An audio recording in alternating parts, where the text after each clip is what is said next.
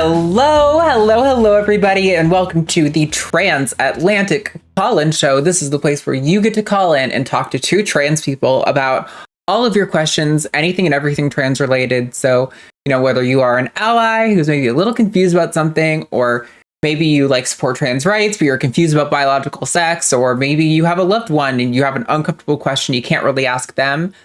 We welcome all of those calls. We're happy to talk to you. You don't have to agree with us. You don't have to know all the right language. As long as you come here with sincerity and honesty and willingness to dialogue and not just try to preach your anti-trans conclusion, we are willing to talk to you. So I am Arden Hart. I will be steering your ship today. And with me is, of course, as always, the lovely and talented Josie Caballero. Josie, how you doing?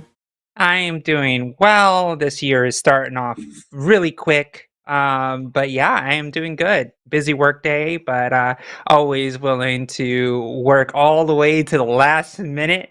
As Arden will tell you, I was here like 4 minutes before live because I had so many meetings. But and I'll have meetings after this too. So that is Josie's special skill. I tend to be annoyed when people slide in too close to the line, but I know that Josie is very reliable in that she will show up 2 minutes before every single time.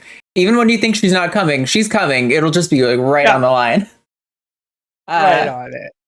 Yeah, so our lines are open. The number is 720-619-2288. That's 720-619-2288. And there's also a web link in the description of this video if you're calling from outside the US. I will tell you we've had some problems with web caller lately, not being able to hear callers, even though you can hear our call screener or us. So do be warned if you're trying to use that and you get frustrated. It's a very faulty system. So, but we do welcome your calls, and there are, like I said, there are open lines. So get those calls in. And we are going to look at some polls really quickly. We like to talk about polls. That'll let us talk about current events here on the line before we start our show. And then we're going to get into some callers. So last week's poll was, I love this one. What percentage of all teens assigned female at birth, both cis and trans, so all teenagers under 14, would you estimate received puberty blockers between 2018 and 2022? And the answer to this was, of course, less than 0.05%. This data come from a epidemiological database of insurance claims. So while these don't represent every instance of a child getting puberty blockers, these do represent the children with the greatest degree of access to that healthcare. So there are some people who want to poo-poo this data because they think that it's not accounting for every single thing. Correct. It's not, but it is a massive sample of 5 million insurance claims. These data are really, really good for epidemiological research, like how frequently certain things happen, how frequently certain treatments or disorders occur, incidences. So it's very reliable for that purposes. And it seems to indicate that the fear of, mass influx of young girls receiving puberty blockers to get mastectomies is extremely overblown. And this is also in conjunction with, I read last night on the hang up, I piped in to mention that, people are saying the stream is stuttering a little bit. We're having some connectivity issue, maybe. I'm seeing a decent connection on my end, but I see multiple people saying it. So we'll just kind of keep trying to power forward. Hopefully it's not stuttering on the playback.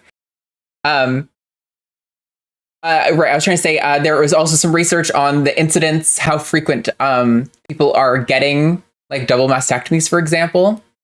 And in 2019, there was only record on the same database of 151 incidences of minors, 17 and under, getting mastectomies, and 97% of them were cis boys with gynecomastia, which leaves 5 or 6, I think. I'm not great at math, but literally you can count on your hand the amount of times that assigned female AFAB individuals were getting these treatments for gender-related purposes.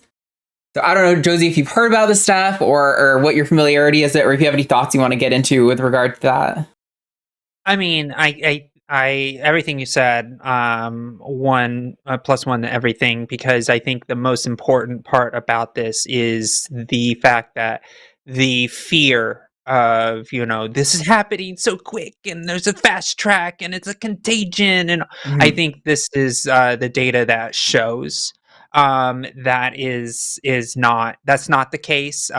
We know famously Matt Walsh was completely clowned on Joe Rogan's show just because of the fact that he said millions, Right. even though it's like not even in the double digits, not even, it's less than thousands, right? So it's just like it's so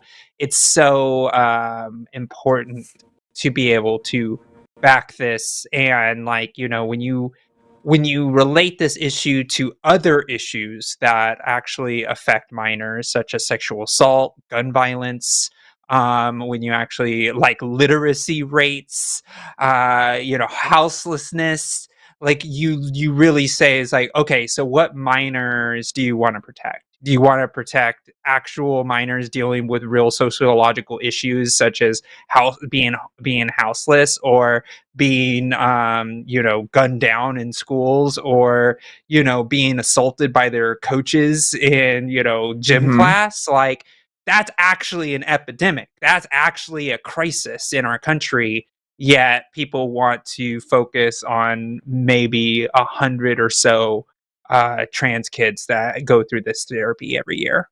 Yeah, exactly. And that's kind of what I've been trying to hit on a lot more. And by the way, I'm not suggesting that this is like necessarily good or how it should be. I even think there's probably like this is system that we have, while the diagnostic process is clearly working and ruling out people who allegedly don't fit.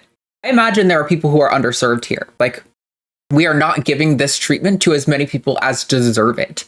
But this is just to assuage these fears of this rapid increase, and to also draw really harsh distinctions, which this next poll is going to do, between the reality of the impact of trans people on the lives of Americans and the disproportionate focus that Republicans have been giving this issue in like the legislative process. So we're going to read this next poll out, but we're not going to dive into it. There's going to be a equivalent poll. I have to word it differently because there's a character limit. But you can just imagine that it's the same exact poll going up in chat here in a second. It's a little wordy, so excuse me. And it's very obviously biased, but we're not doing any data research here with these polls. So the poll reads, do you believe House Republicans' federal ban on trans girls in school sports, especially considering their 50-year battle to overturn Roe v. Wade and century-long opposition to the Equal Rights Amendment, is sincerely about protecting fairness in girls' sports? So if you want to eliminate the middle paragraph, it's basically the same poll. Do you think House Republicans' bill to ban trans girls in sport is a sincere effort to protect girls, is essentially the question that's being asked. I included the middle bit only because I think it's particularly relevant for this question. When they talk about wanting to protect girls, let's keep in mind, when every opportunity to protect girls has popped up in the last century, how they've reacted was my goal in including that. So pardon how mouthy that poll question is. Luckily, I'm not a researcher right now, and I don't have to fucking phrase things that pass an editorial review board. So Yeah, and make sure you stick around, because I have actually information and good intel on what that last House vote actually means for the rest of this cycle when it comes to trans votes in general. So stay tuned and have ooh, some good info. exciting. Yeah. I knew this would be a good one for you to participate in. Let me make sure Yeah. that is set. But we have lines filling up. Wow, they went from nothing in there to being almost completely full so fast. So I think we're just going to take these in the order they've come in so far. So let's talk to first Amila in Colorado. Pronouns are she, her, who wants to talk about biological sex classifications. So, Mila, you are live on Transatlantic with Arden and Josie. What's going on? Hi guys, thanks for having me. Yeah, thanks for calling. Sorry. Yeah, of course. Sorry, I get a little nervous. No worries. If I sound a little shaky in my voice, that's why. So I wanted to talk about biological sex classification because I would agree with what some gender criticals and J.K. Rowling says as far as biological sex is real. I would disagree on the point that biological sex is the only thing that matters, but I do think biological sex is real. And Sure. because I think it's real, I think that's why we can't deny biology that's universally female, right? Because it's the same biological mechanism happening whether these phenotypic traits are being expressed in a trans woman or in a cis woman or an intersex woman. You know, it's the same morphological pattern, right? Like, and that leads me to my question, which is, should we be prioritizing natural developmental pathways, or should we be prioritizing developmental outcomes? Because I think the reason why trans people are so unfairly and objectively inaccurately described as biological males, when, if you say a trans woman isn't a biological female because her biology isn't perfectly 100% aligned with endosexual female biology. Endosexual is the opposite of intersex, so it just means like 100% alignment. But if you make that argument, by that same logic, then based on the developmental outcome, you can no longer classify her as a biological male either, because, especially once you remove the thing that creates gametes, right? Like once you remove reproductive organs and you change phenotypic, a trans woman's biology is no longer 100% aligned with endosexual male biology either. So depending on the extent, right? So you can't. If there's only two sexes and there's male and female, then my opinion is you have to go based on dominant morphological alignment. So I'm trying to get to your question. Sorry, I hear what you're saying. Of course, Arden and I both agree that biological sex is real. I don't know many trans people who deny that fact in reality.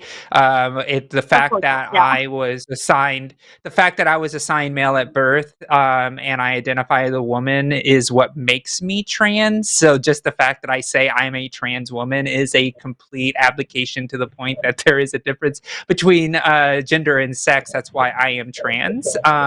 So what is the question? The question is, should we be defining biological sex classification based on developmental outcomes or the natural developmental pathway? Let me give like an example, right? If someone needs like a heart surgery, right, or a heart transplant, their natural developmental pathway would be that they would die of a heart attack or a kidney failure, or say they're type 1 diabetic, right? If they eat a chocolate cake, right, and they have chronically high insulin levels, right, the natural developmental pathways, they would be blind. But because of modern medicine, right, the developmental outcome is they can retain their vision. The developmental outcome is that with a heart transplant or a kidney transplant, they can be alive. But if we go with like gender critical standards, then we should be classifying them as biologically dead. So Josie, you go first, but I think we get the question. Josie, if you want to jump in, I do have thoughts I want to share. Yeah. So we have to realize that I think what you're and I will distinguish a little bit is like modern medicine will tell you, right, that sorry, my chat just went out. I just want to get that going. Sorry about that. So modern medicine is about developmental outcomes in a lot of ways. Like you were talking about the heart transplant, you were talking about insulin and all of those type of things. We want people to be able to live, and therefore we do medical science on those individuals to make sure that they have outcomes that are better for their quality of life. So for it's the same with trans people. If we know that a person is trans and that person knows that they're trans and they are caught at an early age, and therefore we can block. One second. I get a lot of feedback. Yeah, do you have the show on in the background, Mila? Oh, no, I don't. Oh, I have you on speakerphone. Should I take you off speaker? Yeah, that would help. Yeah, please. Yeah, thank you so much. No worries. No worries. Okay, is So this better? going. Yes. Yes, much Thank you. better. Thank you so much. So to finish the point here is when I look at the outcomes of a transition, for example, I am looking for letting a person be able to have a better quality of life.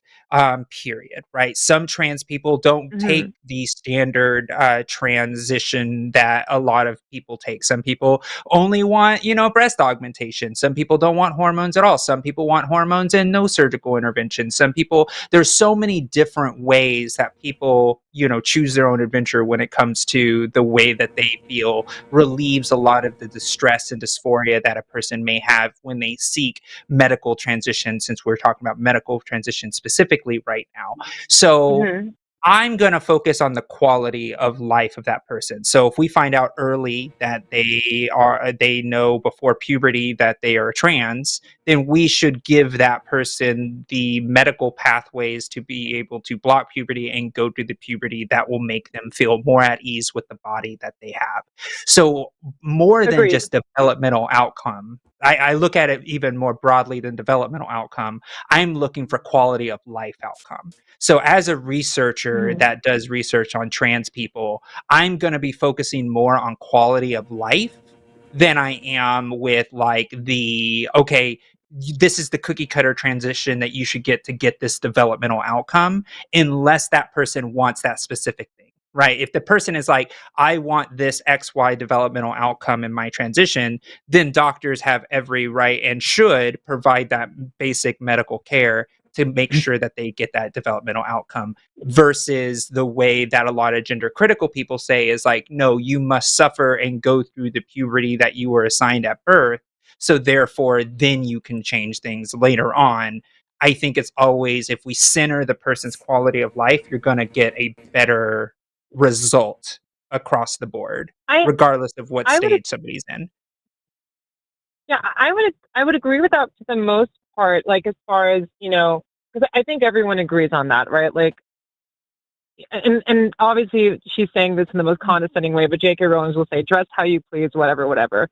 But when it comes to like sex segregated spaces, like bathrooms, locker rooms, prisons where trans people are, if they're put in the wrong prison system and they have anatomy that can experience the same sexual assault that any other woman can be assaulted with, right? Like quality of life matters, of course. I'm not denying that. What I'm saying is that, like, when it comes to how we categorize people into sex segregated spaces, it's, I think, really important also to prioritize, like, these developmental outcomes, because, someone can have a higher quality of life. That doesn't necessarily mean that they should be reclassified as a biological female in principle, right? But, like, if a person has a Yeah. dominant morphological alignment with female biology, meaning that, like, all right, on a species level, sure, like biological sex classification is that if you produce large gametes, you're a biological female, right?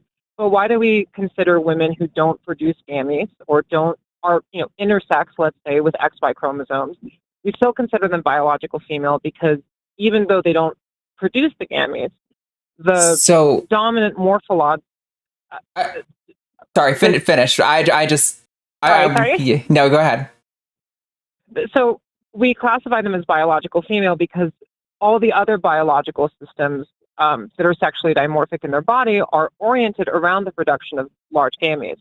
And when someone goes through a certain point of medical transition, they no longer produce any gametes. They no longer have reproductive biology that produces those. And especially if you go through the changes before puberty, like you end up reaching the outcome where the majority of your biological systems are aligned with the production of large gametes, even though your natural developmental pathway might have been to produce small gametes. And I think that's a really important consideration when, we classify certain trans women, when we classify them based on biological sex to determine whether or not they belong in sex segregated spaces. So if I can jump in, please. Sorry, no, I it's okay. No, it's okay. I appreciate. I know you. I think you said last time you called in that you were like a geneticist or something. So I appreciate that you bring like a lot of scientific knowledge to this topic. I think what you're touching on is something that on TACIS we've joked about how there are levels to the gender critical argument with regard to biological sex. Like level 1, introductory biological essentialist says penis and vagina, that's male and female. Level 2, they're going to talk about chromosomes, XX and XY. Level 3, they're going to say it's your gamete size. It's small gametes or large gametes. But level 4, and this is kind of what you're touching on, and this is why I would say I don't actually think you agree with J.K. Rowling, because she said a lot more than just what you brought up here. And when she says the things that she says, they're very loaded. There's like so many articles detailing. There's a great one by Hammett Mehta that I highly recommend everyone go read on J.K. Rowling and her whole history. But what we often call this last level, what you're talking about, is where they sort of create a like scientific soul in their mind, because it's about it's not about having the large or small gamete. It's about having biology organized around the intention of producing large or small gametes, which falls back into absurdity, right? Like, what does it mean for your biology to have the intention of doing X, Y, or Z? Like, I think in some part, a really good faith interpretation is what you're talking about, where it's this notion of like the uninterrupted developmental pathway would have resulted in this.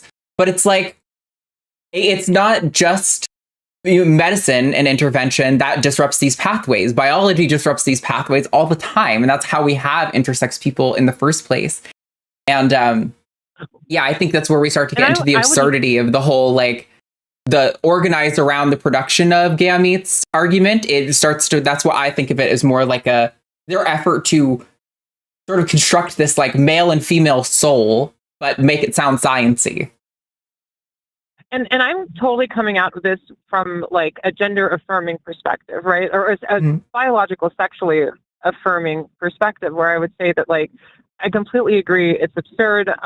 But also I think that the science would be on your side as far as like, look, gender critical people love to talk about the sexual dimorphism of every single aspect of the body, whether it is anatomy, physiology, secondary sexual characteristics.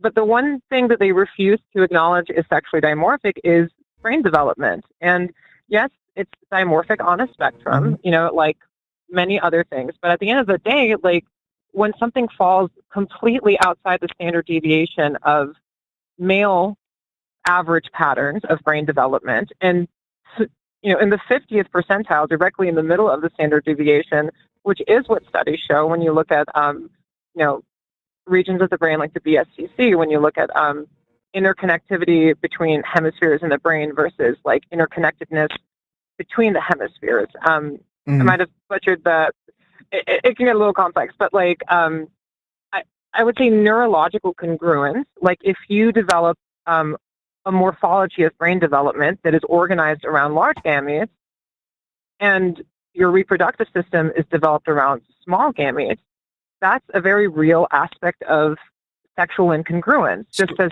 we would say the same thing for like gonad incongruence, if you have both ovaries and testes, which happens.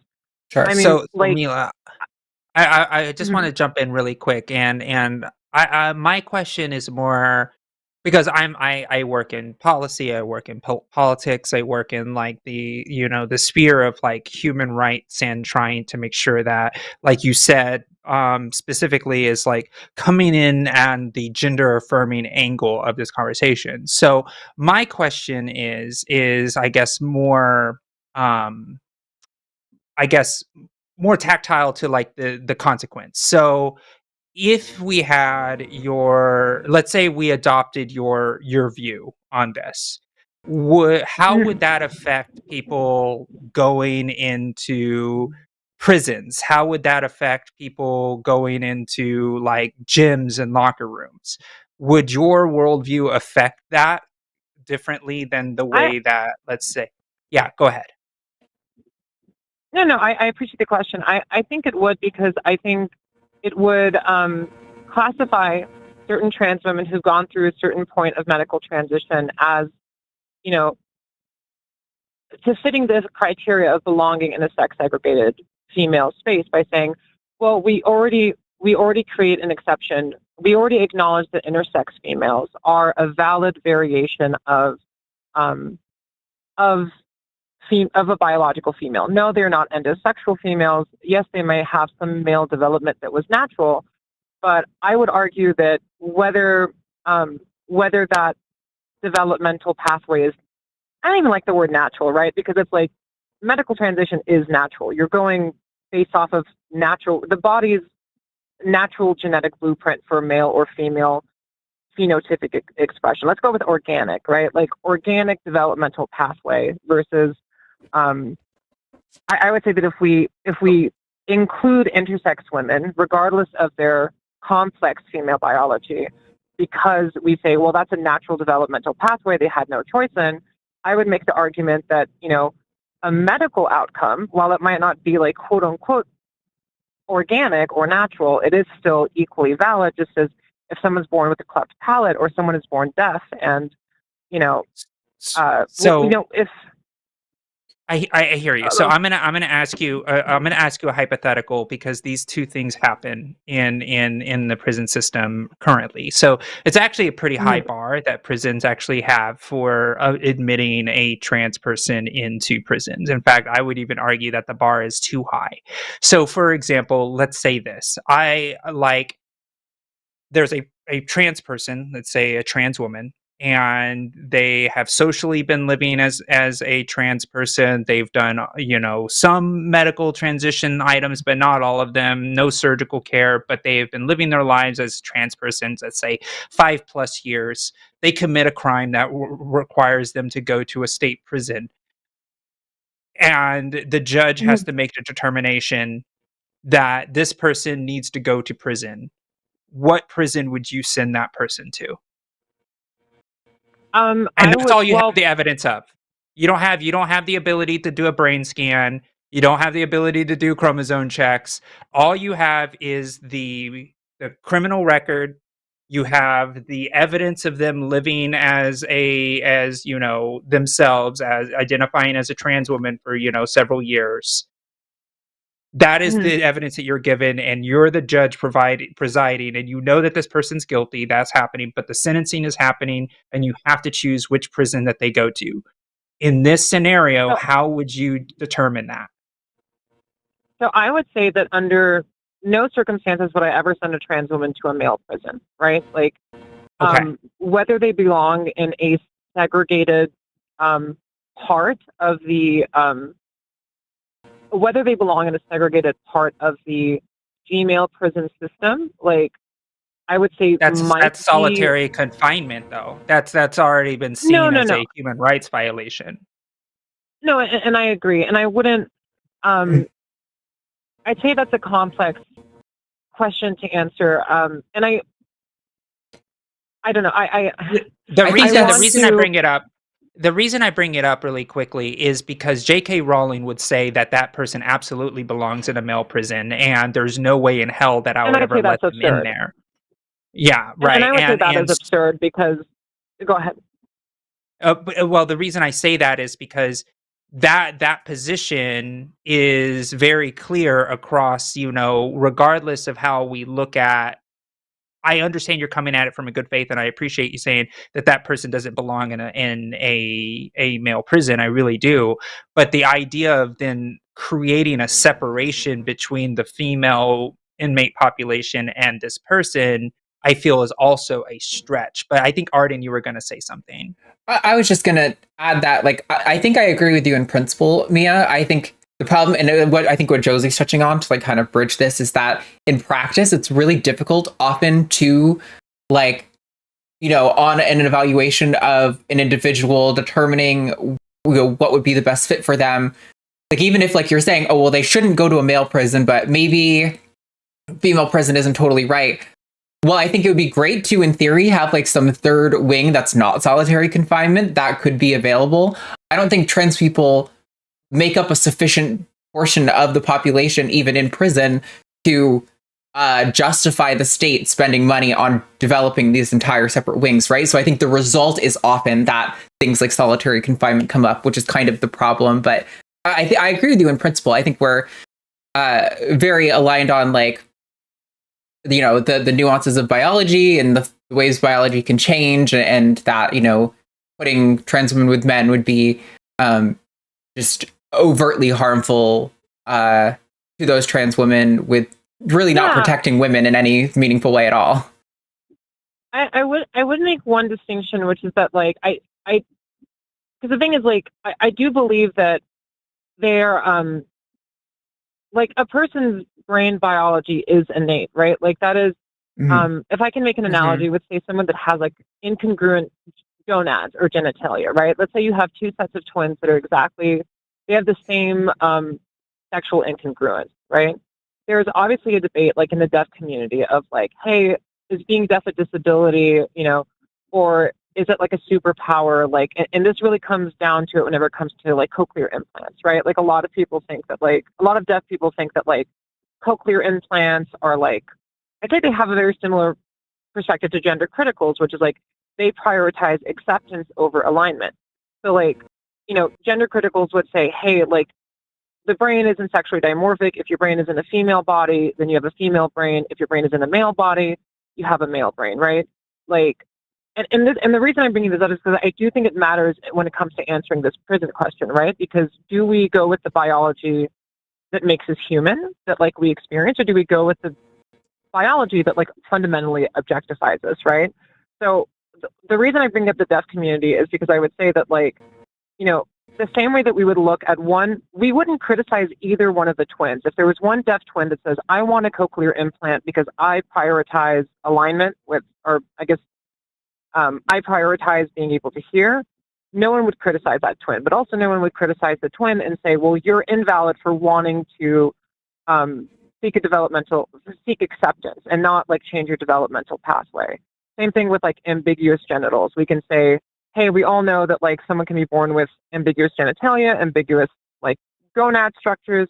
But we wouldn't say that, oh, that person like should be you know, that, you know, if the twin said, hey, you know, you're invalidating my acceptance because you're choosing to go through surgery and align your body with like one biological sex, no one would criticize that twin. But gender criticals all the time will criticize someone who has neurological incongruence, that, you know, their brain structure doesn't align with the biology of the rest of their body. This is where I like, as far as my sociological political science part starts to kick in here, because, you know, regardless of the cochlear implants that you're talking about, yes, I have heard about that, but the thing is, it's like the person has the free will of choice, right? If a person wants to go to that surgery so they can, you know, join the hearing community, then they have the right to do so. Just like you said, we wouldn't criticize someone who decides to not go through that surgery, just like we would just with the trans community. I understand the congruence there.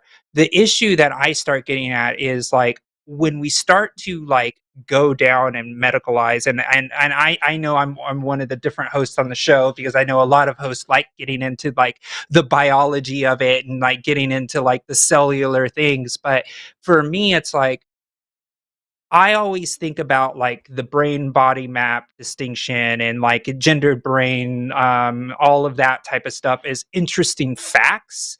Like, I just like, okay, that's cool, but it doesn't change the fact that we can't go into people's brains and to decide what they should or shouldn't be. That is where and let me connect that. No, I totally respect that, and I think that's a really important. I think that's a really important counterbalance to the medicalization argument, because, you know, PTSD, depression, like autism, we don't do brain scans. Even if we can't understand the causal mechanisms of these conditions, we can ultimately say that, like, hey, there's a diagnostic criteria. Right. And, it's clinical. You know, right. And that's critical. And look, like before we coded the human genome, we understood that genetics was a thing. Before we understood the causal mechanisms of plate tectonics, we had empirical and observational evidence. So I don't think we have, and, you know, the brain science isn't like completely conclusive. Like, we can't look at a brain and say, this is pink and this is blue, right? Like, it does get complicated. So I appreciate the critical feedback you're giving, because I do think it's important. If you let me, I would love to just kind of connect it and to kind of my overall point, right? Yes, but I just want to add one thing. We have been on this call for like 20 plus minutes, so I do want to start to put a button on it, because we do have full lines. But yeah, totally. if you want to, if as long as you can be concise and start to put a button on it, I'm happy to let you tie it all together. Absolutely. So here's what I would say. Ultimately, sorry, I'm not trying to delay. I'm just trying to make sure I don't ramble and I can give a concise. No worries. The way I would connect it is by saying that, listen, like, whether it's a brain scan or whether we're looking at specifically cognitive patterns, it's not just like, like you would say that a man is emotional, so he's a woman. No, it's not that. It's that men and women do objectively, on average, process their emotions based on different cognitive patterns. They also form memories based on different cognitive patterns. They interact socially based on different cognitive patterns. And if we can create an objective diagnostic criteria to, not just gender dysphoria, which I think is the symptom, but get to the root cause, which is neurological incongruence, I do think there's a case to be made that we can segregate prisons based off of I guess brain sex, but then where biological distinctions do come into play, like when it comes to anatomy and when it comes to like hormone profiles and stuff, then we can like dive into the minutia there. Just to like wrap it up with one more analogy. I know I love my analogies, but like, a gender critical person would say, well, if you have a brain in a female body, it's a female brain. Well, by their logic, if we could, in say the year 2050, do a brain transplant and we could put a male brain and transplant it into a female body, then like, would a gender critical person finally like say, oh, I guess now you can biologically change your sex? No. Or would they say, well, no, you still have a male brain. So either way, they have to compromise on something. Yeah. That's why I think it's important to acknowledge neurological incongruencies and the science of brain sex. I agree. The only thing I want to leave you off with, and I think you assuaged most of my concerns with that last little tie-in about how, like, even if we could transplant our brains into another body, they wouldn't still accept it. Was I think you maybe are on occasion a little too charitable to gender criticals. I think there are some who often call into the show who I agree are honest people who are just operating on an outdated model. However, I would say a lot of the people who are actively engaging in the gender critical space, J.K. Rowling and all of the subsidiary cliques within the gender critical movement, are far more dishonest and actively working to misrepresent and attack. I appreciate you. I always want to approach everyone as if they're sincere with their claims, but when J.K. Rowling says she really thinks, wear whatever you want and, date whoever will have you, I don't think she fucking means that. And I think there's lots of good reason to believe that she's being dishonest about that. Yeah. Yeah. And I just want to leave you with this. Sure. Oh yeah, we definitely. I'm not in any way a fan. No worries, we gotcha. Yeah, no worries, and we're not trying to accuse you of that. I will say this, and maybe this is where I would leave you with this call, and maybe you can do a little bit more research as well. Is about the classifications of how we deal with spaces in particular, because that's where the conversation started as well, about people's uncomfortability of like people going into women's spaces or female prisons or things like that. And just understand that when a judge is doing these things for, let's say, a woman prison, they are looking at a host of factors. If somebody's going to prison because they're a shoplifter, like, I don't think the judge is like, oh my gosh, this person's going to commit rape once they're in prison, right? Like, it's like, like one of those things where we need to really think about how the criminal justice system accounts for these things, right? Just like if a male was, let's say, homosexual and is a rapist, right? They would be like, hey, by the way, this person's criminal records, like, maybe we need to have some more, observance of this person to make sure that they're not going to do more atrocities in prison and things like that. Like, the criminal justice system is incredibly complex, and there's a lot there, and there's a lot of injustices that are happening currently to trans people as well. Like in the state of Florida, they'll buzz your hair and send you to a prison or to a jail just because you're like waiting for prison sentences. Like it's like as a trans person, so there's a lot of injustices there. And also, I would look into the fact that a trans person is more likely to get abused and assaulted in a male space, like you said about the male prison, in a male space than they are in a woman's space. In fact, even trans people are more in danger in going into women's spaces nowadays because they're going to be assaulted and abused by cis women as well. So Agreed. I think, yeah. So I think And that's why that I say these that's the last conversations, place I would put them. Mhm, In like mhm. a male Yeah, prison, like exactly. that's the last. Yeah.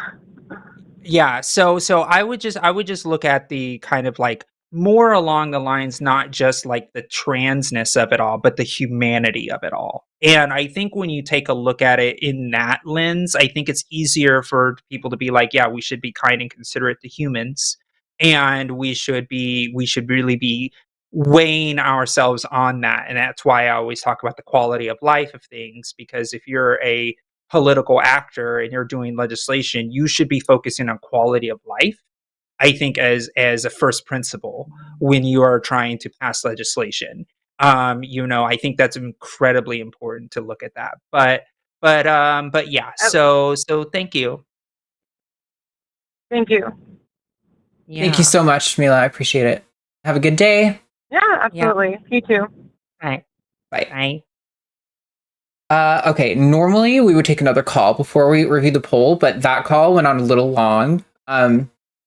We have full lines and there's a lot of really good topics, and I want to give everyone a full shake. I'll let this last call screen, but I might close the lines there, meaning if you are in the host queue, if you've spoken to our screener, we will get to you. If you haven't spoken to our screener, then we were probably not going to get to you. I see there's one call initializing, so they dropped. So there's room for one call. One more call. One call. And then we're going to close the lines. But until then, we are going to discuss this week's poll. So again, do you believe House Republicans' federal ban on trans girls in school sports, especially considering their 50-year battle to overturn Roe v. Wade and century-long opposition to the Equal Rights Amendment, is sincerely about protecting fairness in girls' sport? I don't think there's any ambiguity in our position, given the wording of this. House Dems have actually been calling this the Republican Child Predator Empowerment Act, basically because there's no enforcement mechanism within this bill. And so the fear is that, as was proposed in a couple of states, though I don't think it actually ended up being enforced this way, there could be like genital inspections, for example. Like if this girl gets accused of being trans and needs to compete, maybe she's changed her documents, and so they need to do an inspection.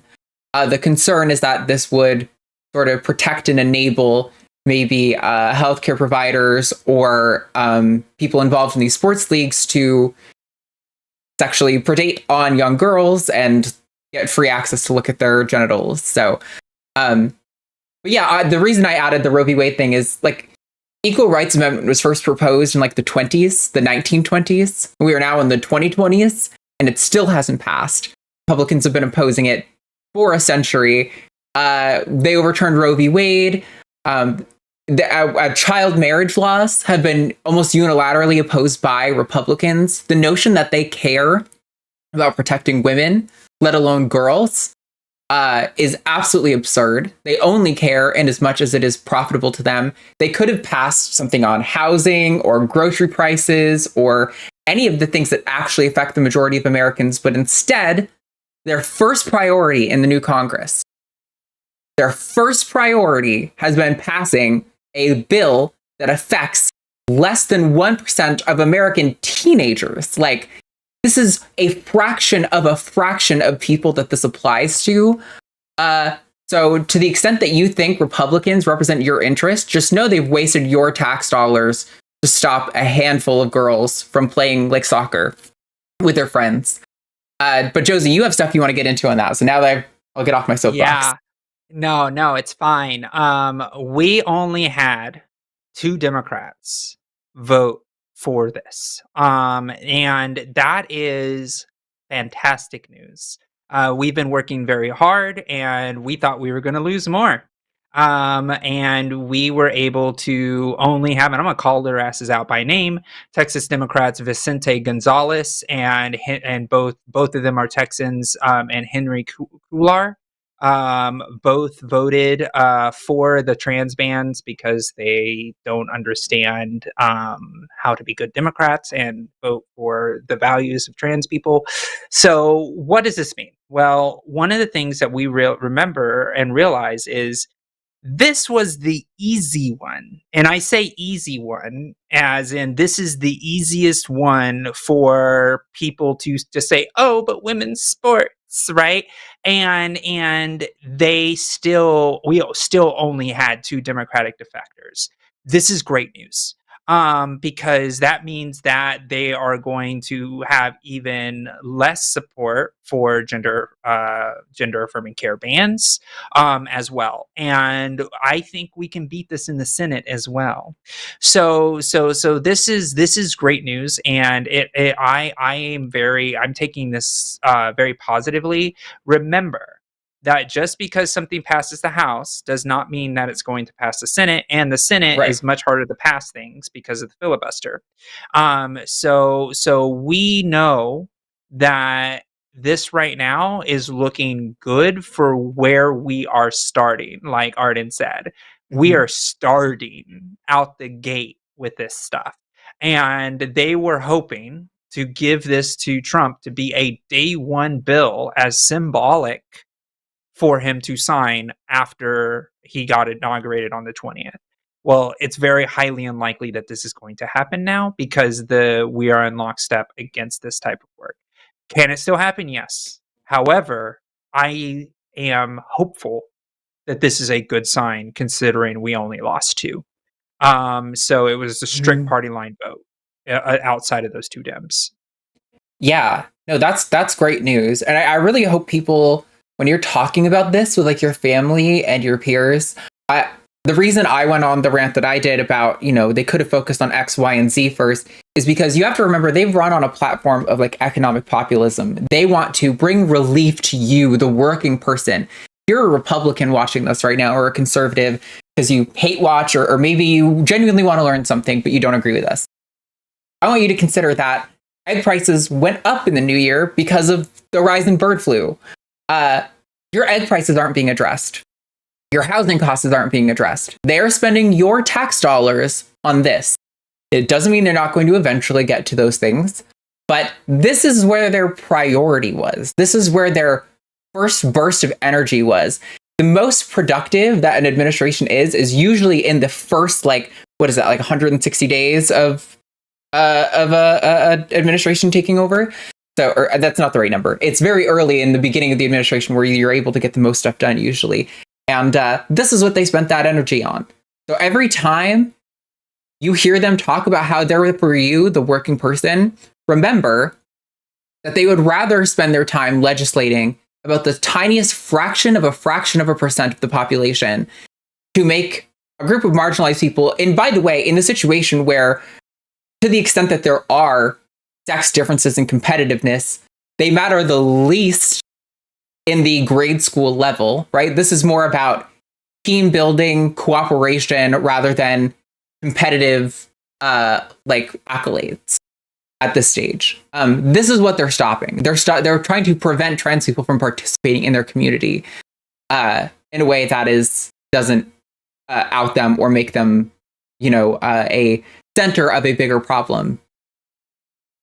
And it's all in the avoidance of actually doing the things that can help you. So, yes. With that said, we do have a lot of calls and we have to get to them. So there's some really interesting ones too. So I'm really excited. I am going to close the lines now. So we won't be taking any new calls, but for the 6 of you who are here, who've been screened by Jess, our call screener, thank you, Jess. You're amazing. We are going to get to all of you within the time that we can. So I am going to I would really like to talk to first, Logan in Kentucky, has any pronouns. So let's hear what she has to say. Logan in Kentucky wants to challenge our views and challenge trans in general. Not entirely sure what that means, but Logan, you are live. Go for it. Hey, how you doing? Doing all right. I'm sorry, I've forgotten. I know Arden, but the other host name is Jose? Josie. Josie? Josie. Okay. Josie, yes. Okay. Well, I think, did I hear you say earlier that you don't think that a biological man should be placed in prison with women? I no? don't believe that a trans woman should be entered in a prison with with men, yes.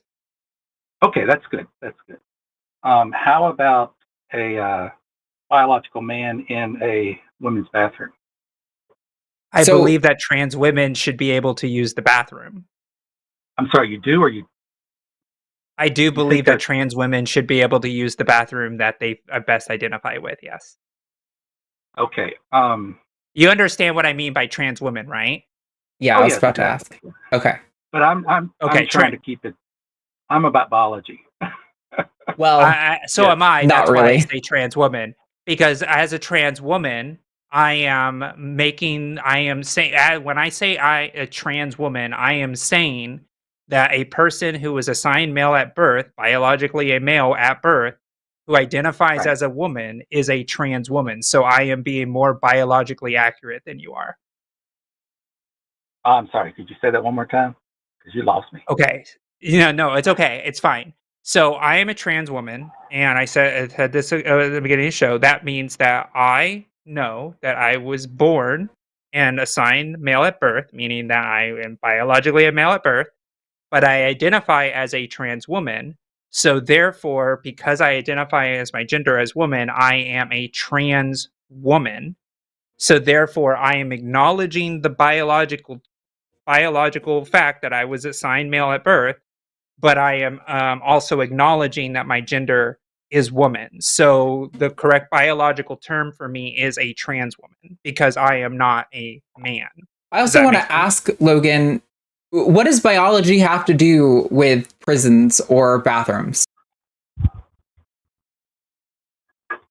Well, the bathrooms are designated based on sex. Are they? And because trans women have used bathrooms for your entire life, women's bathrooms. Well, that's between you and women. But I do know that there's a lot of women that do not want a penis in their bathroom. So first of all, not all trans women have penises, but second of all, that's true. What if it's about sex?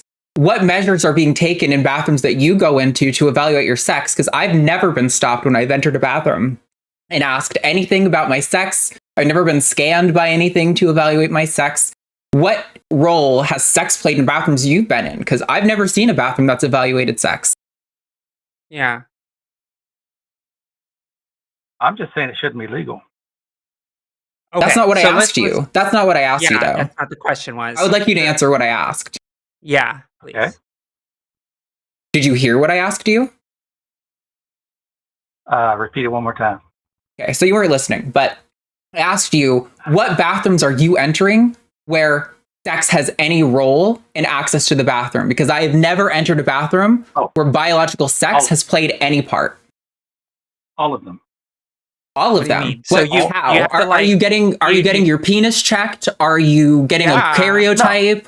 No. Are you getting scanned? So I'm an wait, hold on, Logan. I'm trying to get to the point. Okay, we're gonna get there. Okay. We're gonna get there together. I believe in you. So when you enter bathrooms, you said you're not getting scanned. So you are just walking into the bathrooms and using them? Correct. So there's nothing regarding sex that has had anything to do with your access to bathrooms.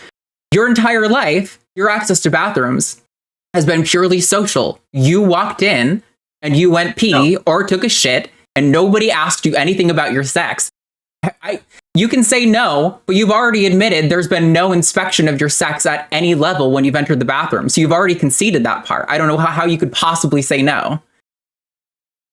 No, because I am a man. I was born a man. I've always been a man. You identify. That doesn't have anything to do with Just because you I do say not you're a man identify- doesn't have anything to, that doesn't tell me how you were evaluated, your sex was evaluated when you accessed a restroom. You said you had to access restrooms based on sex. How? How has it been evaluated? How? I'm an honest person. That's And not an if answer I to have my a penis- question. That's not an Why, answer. Logan, why is it that you can't answer a direct question? What is that? Can you help me understand what's going How on there? has it been evaluated? This is just a pointless discussion, okay? Okay, Logan, Logan. you Not- made a claim. You made a claim. No, I'm no. trying to. No, Logan, okay, let me Logan, talk. Let me listen, talk. Logan. No, Logan. No. You're on our show. You made a claim. I want you to substantiate your claim. How have you been evaluated? How has your sex been evaluated when you've entered bathrooms?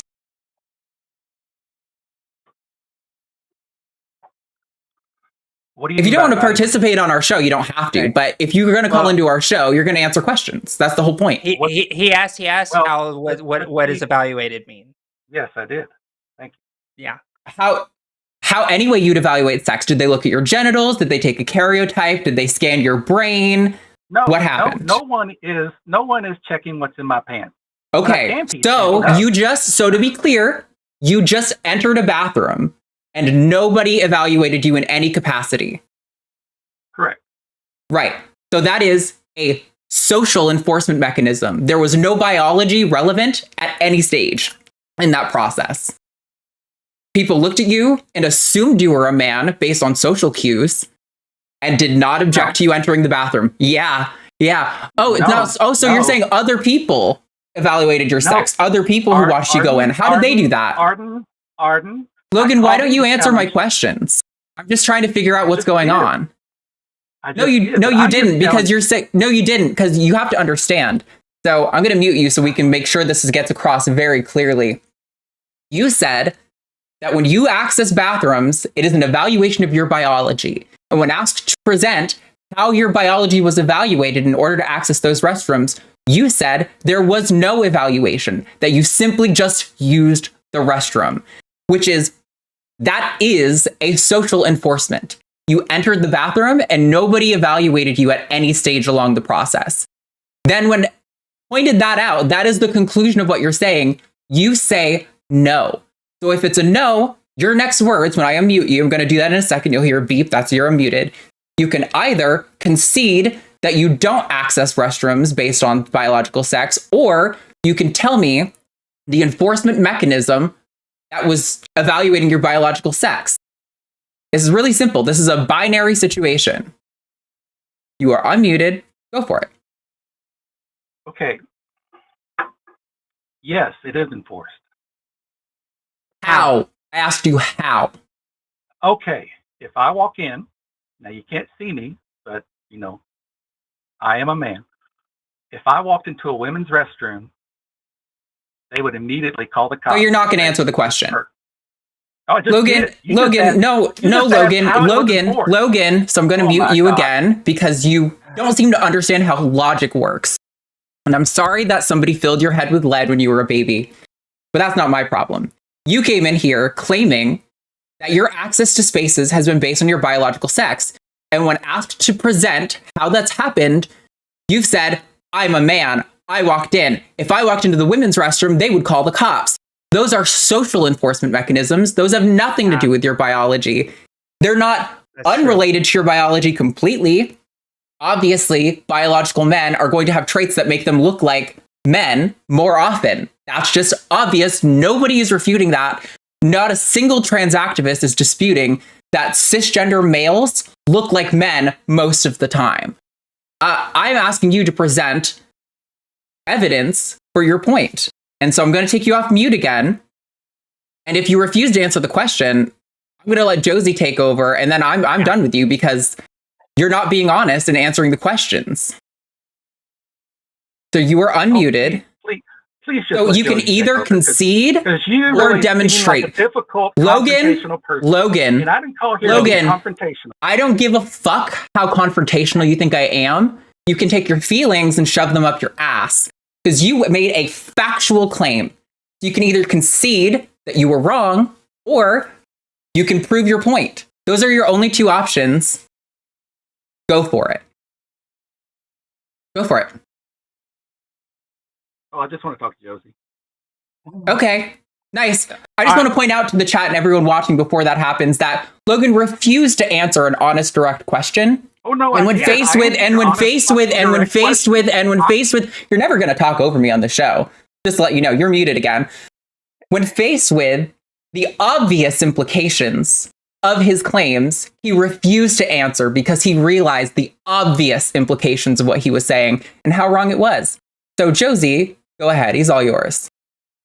Yeah, Logan, you're gonna get the sweetness, but don't remember. I'm gonna say this right now. I can get spicy too. It's just that I sometimes I can be the sweet one on the call. So you got me for a second, but I do want to say before you say this, the social mechanism of people calling the cops is because of a social implication, not because of a biological one. That is why the calling the cops isn't like a biological one. But go on, Logan. What would you want to say really quickly? Well, let Arden know and the people in the chat. I would be happy to confront Arden on a fair space where she can't mute me and ban me and call me. Keep crying about how you failed to address a question. Actually, hold on. No. I'm talking. One more thing, Josie, real quick before I let you go with him. Logan, if you want to stay on this call, keep my name out of your fucking mouth. Because you are a fucking coward and a liar. I decided to cede the conversation to Josie, so I don't need to talk to fucking liars like you. But if you're going to stay on the show, you're going to keep my name out of your fucking mouth and stop whining like a goddamn baby. Oh my God. So brave online. Okay, bye. If you don't want to talk about my co-host that way.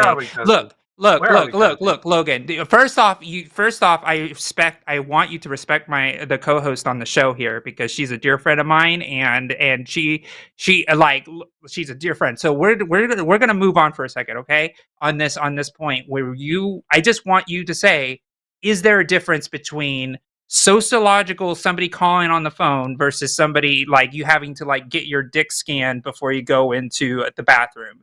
Would you say that both those things are different? Yes. Okay, great. All right. I'm so sorry, socially, I just don't understand the point you're trying to get to. I'm getting to the point because the question is this, Logan, and I'm gonna reverse it back a little bit so we can get clear on different things. Okay. The reason that this is important is because there's a difference between sex and gender, right? The difference between sex and gender. Do you agree that those two things exist? Gender is a concept just like race. Okay, but I answer my question. Is there a difference between sex and gender? Yes and no?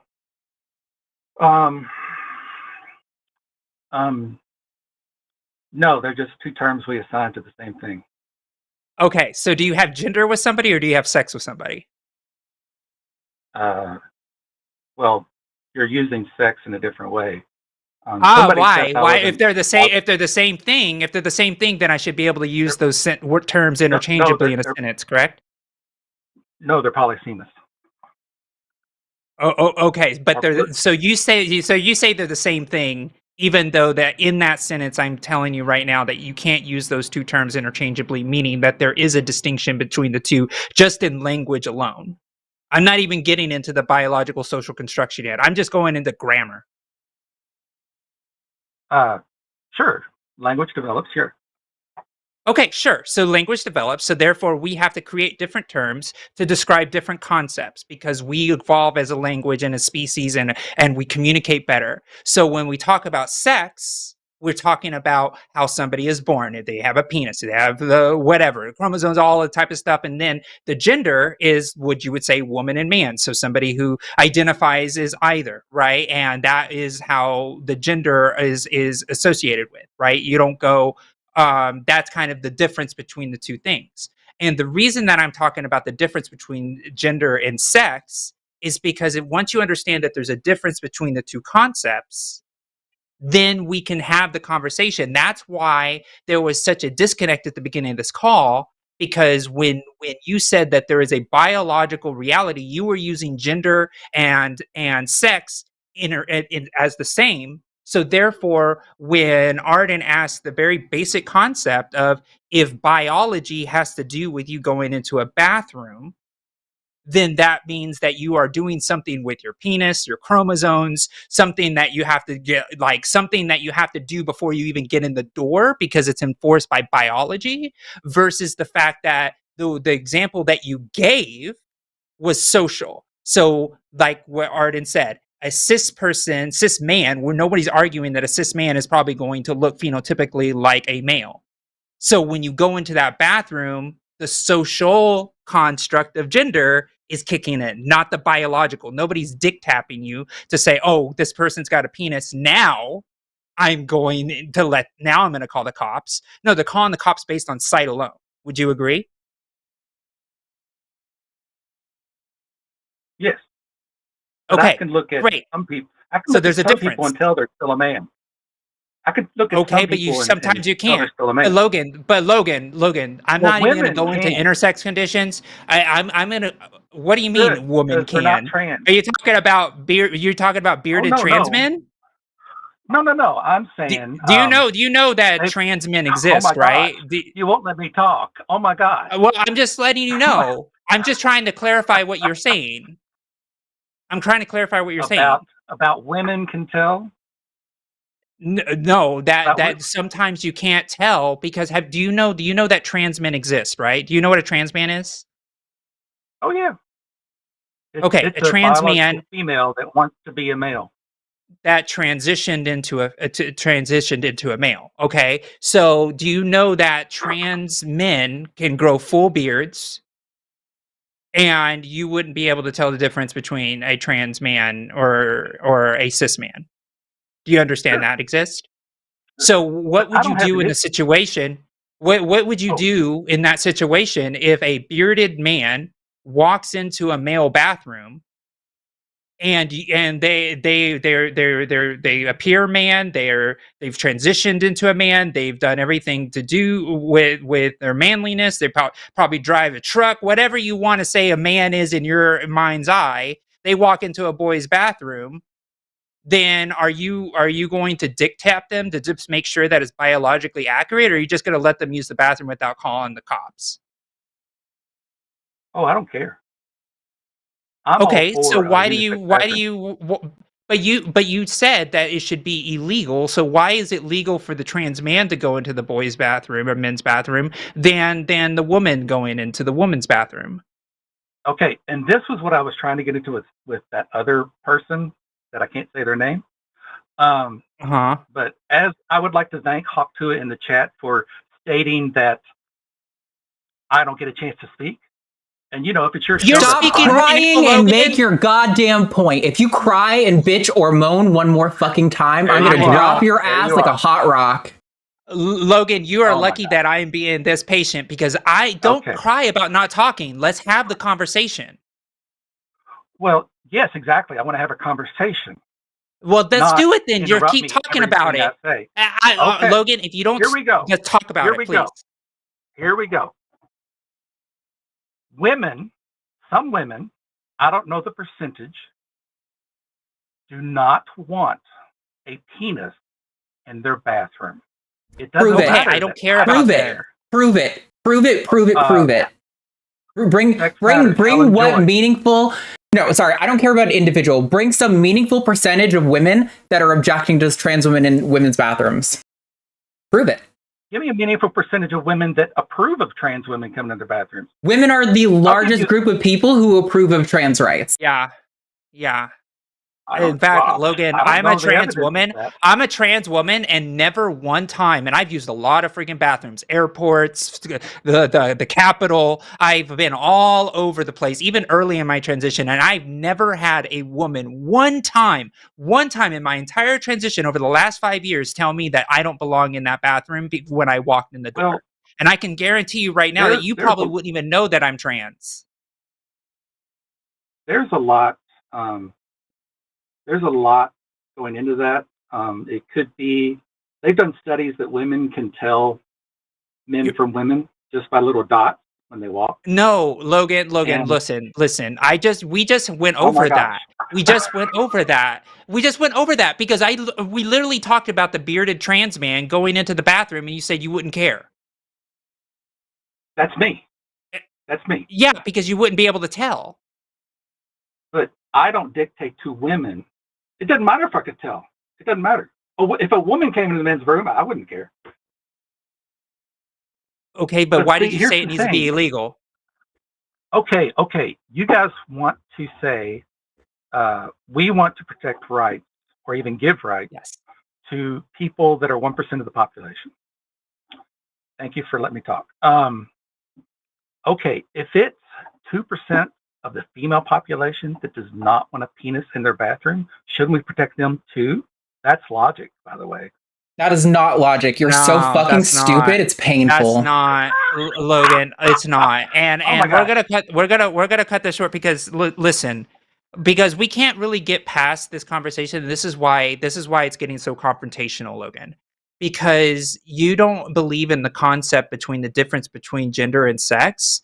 And the fact of the matter is, like, you are focusing in on a very, very minor little thing, which is like, I don't want a penis in the bathroom. Well, the thing is, when I go to the bathroom, I'm not freaking flailing my freaking body parts all over the place. I just go to the stall and I pee and I leave. Just like I'm sure that happens with you too. You go to the urinal or you go to the stall and you go and you leave. Like, the thing is, the obsession that people have about going into the bathroom with somebody next to them and wondering what's in their pants is weird. It's strange. I don't understand why that matters so much. We shouldn't be dictating our laws based on somebody's creepy want to know what's in the pants of the stranger standing next to them.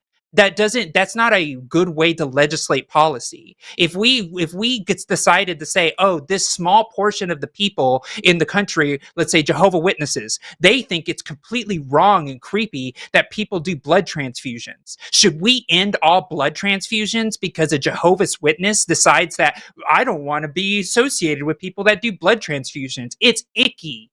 No, we would not stop blood transfusions and hurt people because some small portion of society decides that it's not important, that it shouldn't be done for people to save people's lives. It's the same type of thing. The idea that we should legislate over some very minor portion of the population to say, okay, this person thinks that they don't want a penis in the bathroom, so we're going to create blanket laws and have the government be so fucking big that they're going to have fucking genital checks at every bathroom stall just to make sure that somebody doesn't walk in with the discomfort if somebody may have a penis or not, is absurd. Logan, wouldn't you agree that that's an absurd way to govern in our country?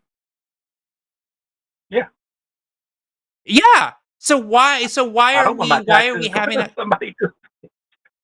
I don't want my taxes going to a freaking gender cop. I don't want my taxes going to some security guard standing in front of every bathroom just to make sure a trans woman doesn't walk in.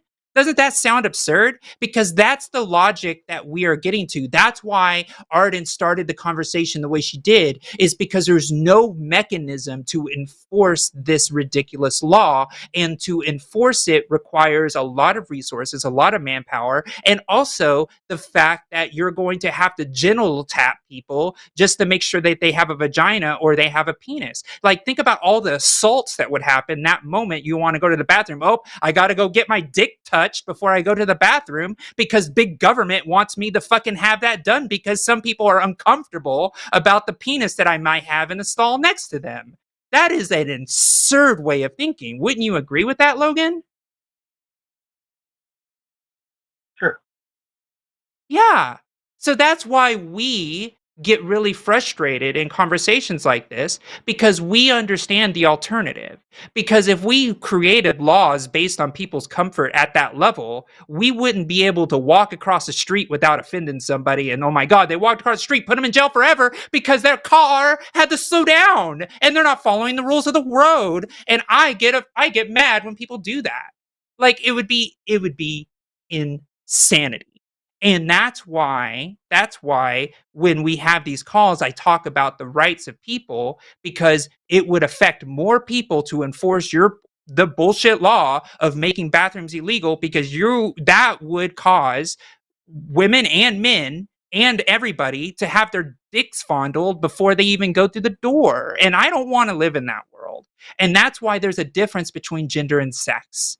There's a difference between gender and sex because societally, we have been doing this since the dawn of time.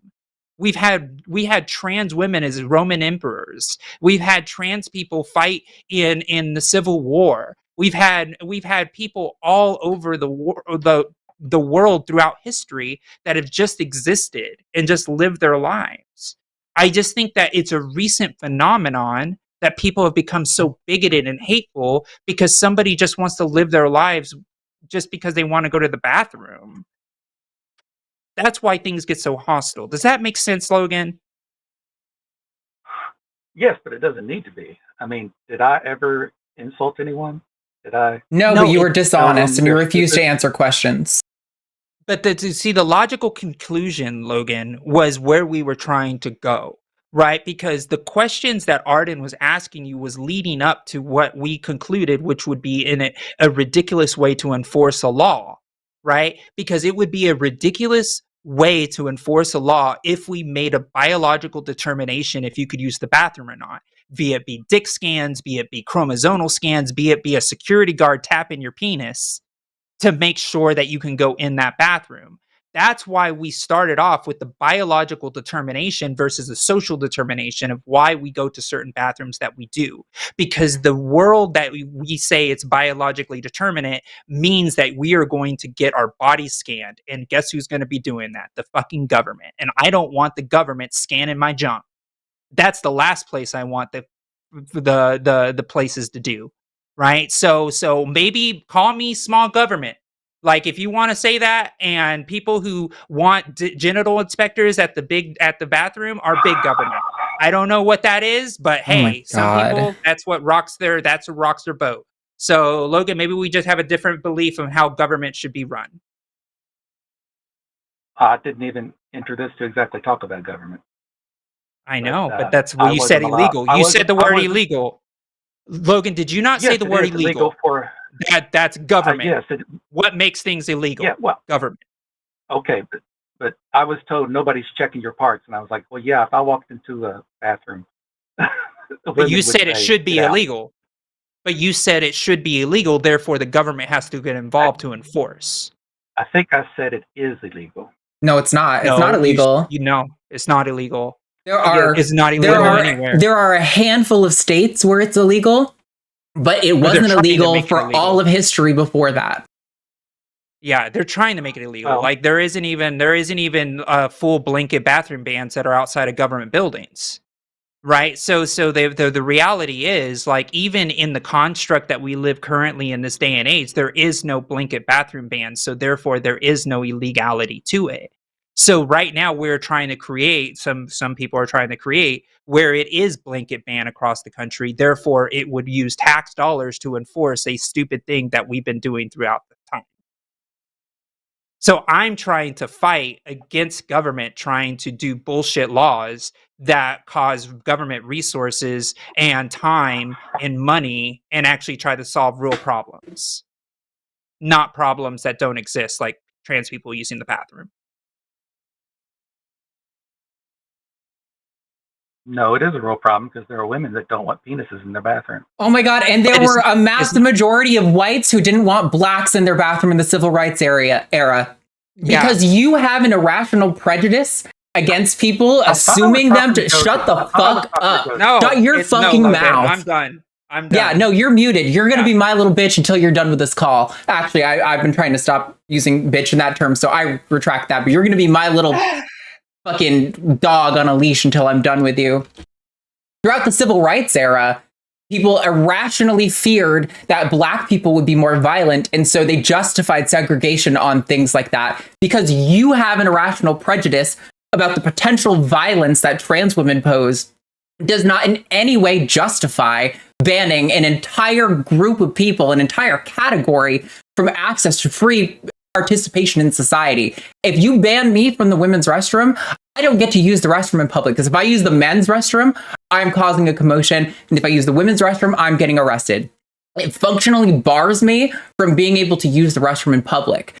So, no, I don't give a fuck if one woman, or if 20 women, or if 20% of women object to. They don't, by the way. Those numbers do not exist. But even if they did, it wouldn't matter, because we don't ban people because somebody has an irrational prejudice about that group.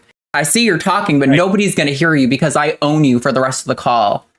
Yeah, I Logan, I'm kind of done because we got to a point where we were talking about, yeah, that's irrational and that's a silly way to govern, and then you went right back to, but some people don't want penises in the bathroom, so you do want to govern that way, and it's because Logan's dishonest. Exactly, that's why I stopped talking to him in the beginning, because I appreciate that you have the patience and the sensitivity to walk through that part, because that's important for the audience to see, for sure. But immediately, like, I didn't bring up bathrooms or biological spaces. Like, that was not where I thought that conversation was going. But that's where Logan wanted to take the call. So fair. He should be able to answer direct questions about that, but he's too fucking dishonest to answer direct questions because he knows the implications of it. And he doesn't want to accept that because it undermines his entire worldview. And it makes him really uncomfortable. And I can still see him talking, and it's so funny. I mean, like a toy. Well, Logan, I'm done. Call back another time or not, but yeah. Not when I'm on. I'm not interested in your way of governing the country. Bye, Logan. I hope the door hits you on the way out.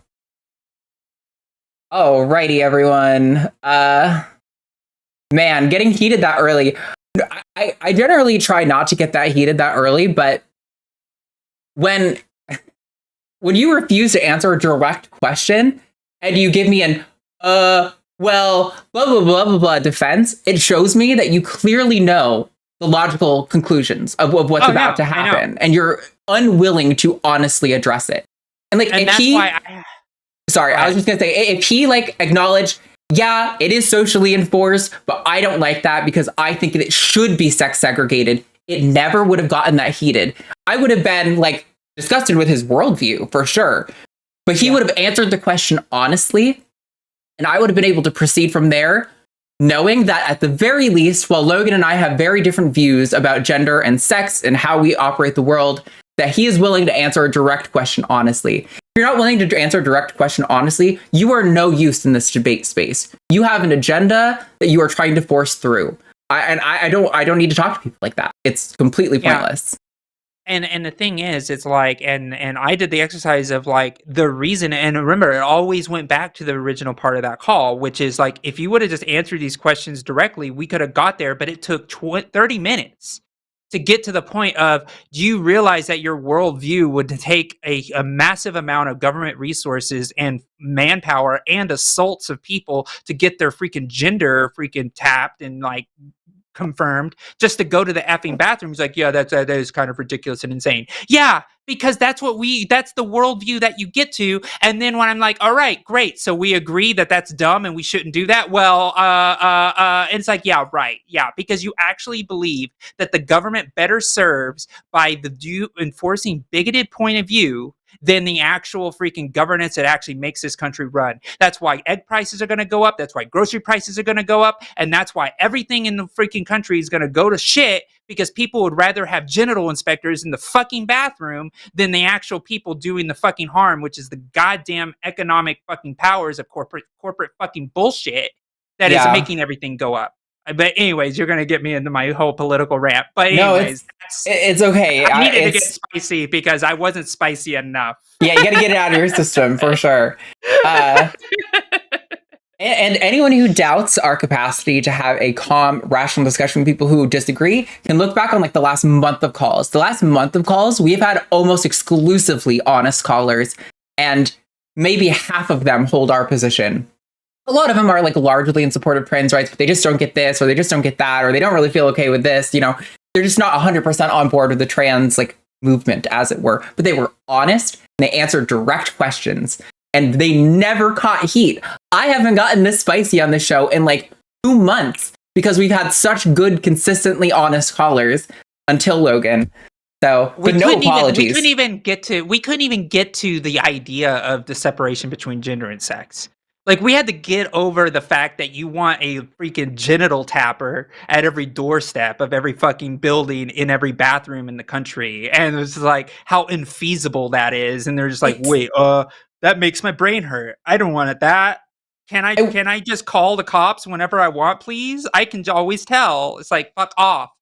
Yeah, I No. think that's what's so Yeah. frustrating to me is it's like, okay, I can acknowledge that maybe you don't want that, but in order to have these laws, it has to have some sort of enforcement mechanism. It cannot be just this like vigilante, call it as you feel situation. Because what happens? Trans people are such a small portion of the population. The majority of people who are going to be arrested and not prosecuted, but like harassed in these bathrooms as a result of this are going to be cis women who just look masculine. Because surprise, cis women can have like PCOS and a number of other things that have cause them to have high testosterone. It might make them look more masculine, or maybe they're just like a bull dyke lesbian and they're like, I just want to have shaved hair and kind of look mannish, and that's just me. Like it's so frustrating. They refuse to grapple with the obvious implications. Yeah. But they can always tell, Arden, by dots. They can look at dots, you know. Some people can see the dots, you know. They're walking around with like a gender filter on their brains. I didn't even want to get into whatever the fucking dots were. I'm like, oh my God, I'm going to kill myself. Like, you know, it's like they're just walking around with mocap all the time in their eyes. Yeah. And they're like, yep, I see the dots between their eyes and their cheekbones. This must be a trans person. It's like, what the fuck are you talking about? Okay, so we do have more calls. I'm gonna get you. I'm so sorry for you guys are gonna be waiting a lot today just because we're having longer conversations. I'm trying to keep it more concise. I would like to be done by 5 my time, so 6 your time, Josie. But yeah, please. If it's a little over, a little under, that's fine. Real quick, I just want to remind you we're going to read super chats at the end of this. So any super chats you send that are $5 or more, we will read out live at the end. And if you include hashtag Team Josie or hashtag Team Arden, have to have the hashtag, it'll be a point, and whoever gets the least amount of points has to defend some ridiculous proposition, which we haven't decided on what that'll be yet. But we have a lot of callers, and several of them are really good, so I feel really bad that some of you guys are going to be waiting, because I think I want to talk to number 11-3. Okay. I think that topic's interesting. So we're going to talk to Jay, pronouns he, him, in Idaho, is calling about detransition, but regrets it. So I think this is going to be such an interesting conversation. Jay, why don't you get into your situation? Well, like I said, I detransitioned because I went home for the holidays and my parents really got in my head, and Sorry. Yeah. And, you know, I kind of got into religion because of them, and I told them I detransitioned because they really got in my head over the holidays, and like the way they treated me was like a complete 180, and that's like the most painful part of it. Yeah. Jay, is the pronouns that you listed the pronouns that you prefer? I just like to stay anonymous on the internet. That's fine. Okay, that's fine. I just pronouns, not your name. I just want to make sure that you feel comfortable in how we want to refer to you. I may just refer to you as Jay and not use pronouns at all if you prefer. Yeah, I'd prefer that. Okay, great. I'll just put none in the slot, then people kind of get what's going on. I have thoughts, but go ahead, Josie. You ready? Yeah, absolutely. Jay, I just want to say that what you're experiencing, you're not alone. I have a friend of mine, and she also detransitioned, and she is now dealing with her transition, and is actually in Texas and is dealing with this, and it was a lot of it had to do with family and family support. So just know that you're not alone, and that that the community, wherever you are in your transition, is going to support you regardless of which direction that you choose to take. So I just want to say that it's incredibly brave for you to have this conversation with us, because there's a lot of people out there that are feeling exactly the way you do, and this conversation is really important. So I just want to thank you and acknowledge that. Jay, first off. I don't know how much you know about my story. I actually also detransitioned. I first transitioned at like 14. That what lasted till I was about 17 or so, and then I detransitioned, went off to college, tried for like 5 years, my real best effort, my real college try to be a man, and eventually just kind of had to realize that my transness was not something that was going to go away. I do want to totally echo what Josie said on I don't want you to feel like you have a destination you have to get to. You know, if you end up being like non-binary, or if you end up being a trans woman, or if you end up being like a cis person, it doesn't matter. Like, you, anywhere is valid. I just want you to feel happy and comfortable in your own skin. But I just want to like totally echo that you are not alone. Like, when I detransitioned in high school, while I was out as trans, I was getting death threats like almost daily for a period of time. I was just getting harassed constantly. I got called slurs every single day in school without fail. And when I detransitioned, all of a sudden, people liked me. I got a superlative in my, like, you know, like how the people who get like their little picture in their yearbook at high school, they're like, oh, this person, we remember them. I got one of those. Nobody liked me for the first like 3 years of high school because I was so fucking queer. And I tried really hard for a long time. My relationship with my dad got better. And lots of my religious family, they started talking to me again. And because of that, I spent a long time trying to appease them, to make them happy, to make them see me and understand me. I wanted so desperately to feel like they saw me. And I can't see the future. I don't want you to feel like I'm just telling you this is your path is going to be the same as mine. I eventually had to accept that my dad was never going to come around, and my extended family was never going to come around. And I had to start working on why I hated my transness so much. And it came from a lot of what you're talking about, where like my family loved me when I was cis, but they had reservations when I was trans, and how bullshit that was. Yeah, I don't want you to feel like you have a destination you have to go down. I just want you to know that you don't have to escape your transness, and you don't have to be what's going to make other people happy. You should be what's going to make you happy. And if that means you lose some people along the way, that might happen. But what's also going to happen is you're going to find people who really love you for who you are, and who validate who you are and make you feel seen and heard and accepted. I really hope you hold on, and I hope you have people you can talk to, and like a therapist or something to work through a lot of this stuff with, because I also did it alone, and I really just tried to beat all those feelings really far down and not have to face them, and it completely ate me alive. And I just don't want that same thing to happen to you, you know? Yeah. Yeah.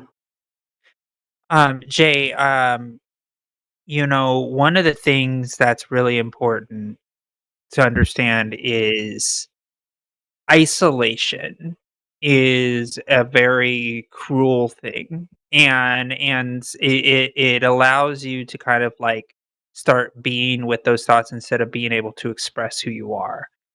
Do you have a social network that you hang out with often, or have friends that you hang out with often?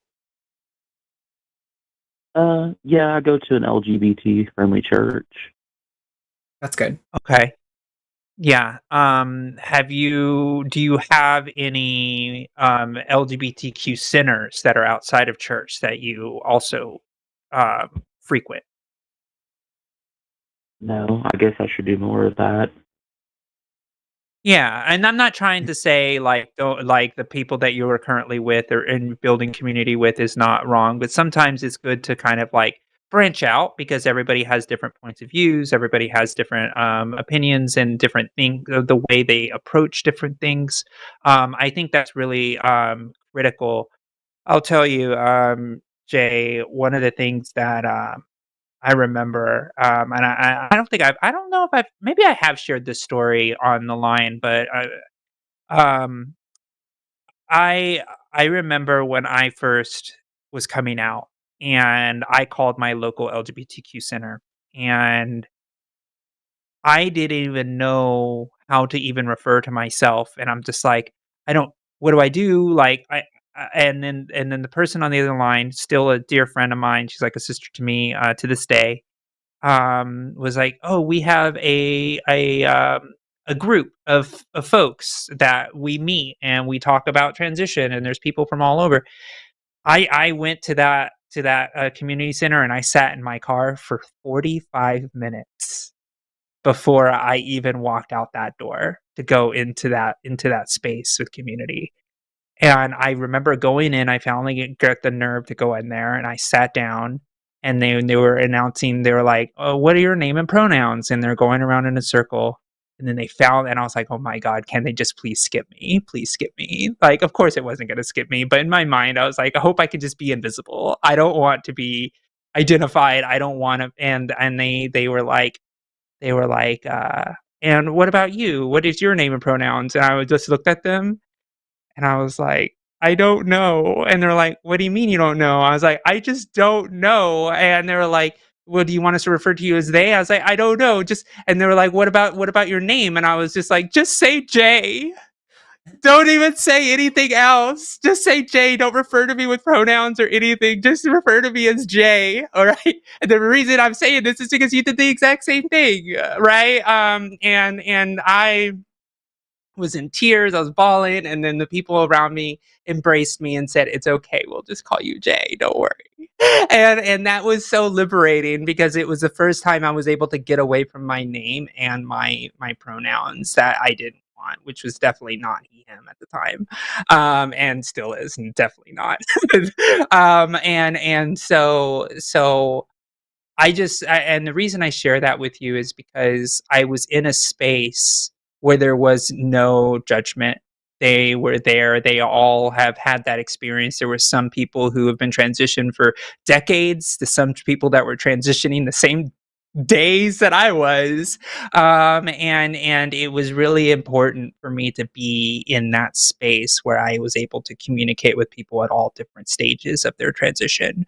And so I just can't emphasize enough how important community is, to let you just be who you are, and just let you just be Jay, and just and that's completely okay, because that's where you are comfortable, and that's where you are. I think is so powerful.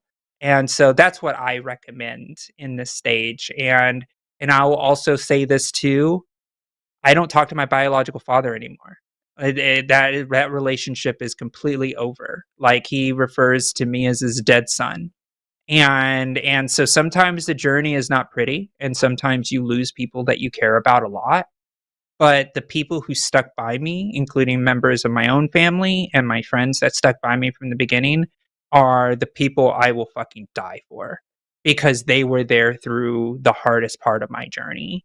And you will find those people through this journey and transition, and just give yourself patience, give yourself grace, as you work your way through this, because we're all at different points of our journey. So I hope that's helpful. I know that was a lot of my own personal story, but I felt it was relevant to what you're going through now. How does Yeah, it all land? could I ask you? Yeah, go. Sorry, I was trying to prompt you to go. Go for it. Okay, I just have one more thing I wanted to ask you girls about. Um, Mhm. so how do I proceed with my family? Like, what do I do? Because they live in Tennessee, I live in Idaho, because they're kind of abusive. But I mean, what do Mhm. I do? I mean, do I just stop seeing them? Is that what I do? Or Well, are you financially dependent on them in any way? no? Okay, that's the most critical part. I think if you're financially dependent, it changes the answer. But since you're not, what I would say is, I think this approach doesn't work for everyone. So if you feel like this doesn't apply to you, please feel free to just throw it in the trash, and maybe Josie has something more valuable to offer. I feel like the mistakes that I learned from my transition that I would do differently if I had a second shot with a more developed brain, um, would be to not. I feel like when I was doing it, I was really asking, like, kind of for their permission. Not that I thought that they needed to sign off on my transition, but it was more like there is a natural human instinct to want your parents to care about you and to affirm the things that you're doing. And so I was really trying to, like, presented to them. And I also sat them aside and made it this big thing where I was like, hey, I need to tell you about this thing that's going on. And I think that kind of caused it to be a bigger deal.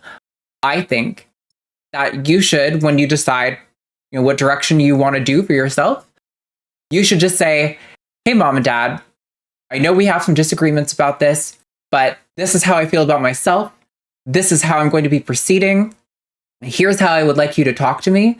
And if you're unwilling to do that, maybe we can still have a relationship, but we're going to have to set some boundaries about like what things we're able and not able to talk about. I'm not advocating for you cutting them off right away. That is a decision you have to make completely on your own when you feel like it's become too much and you just can't reach them.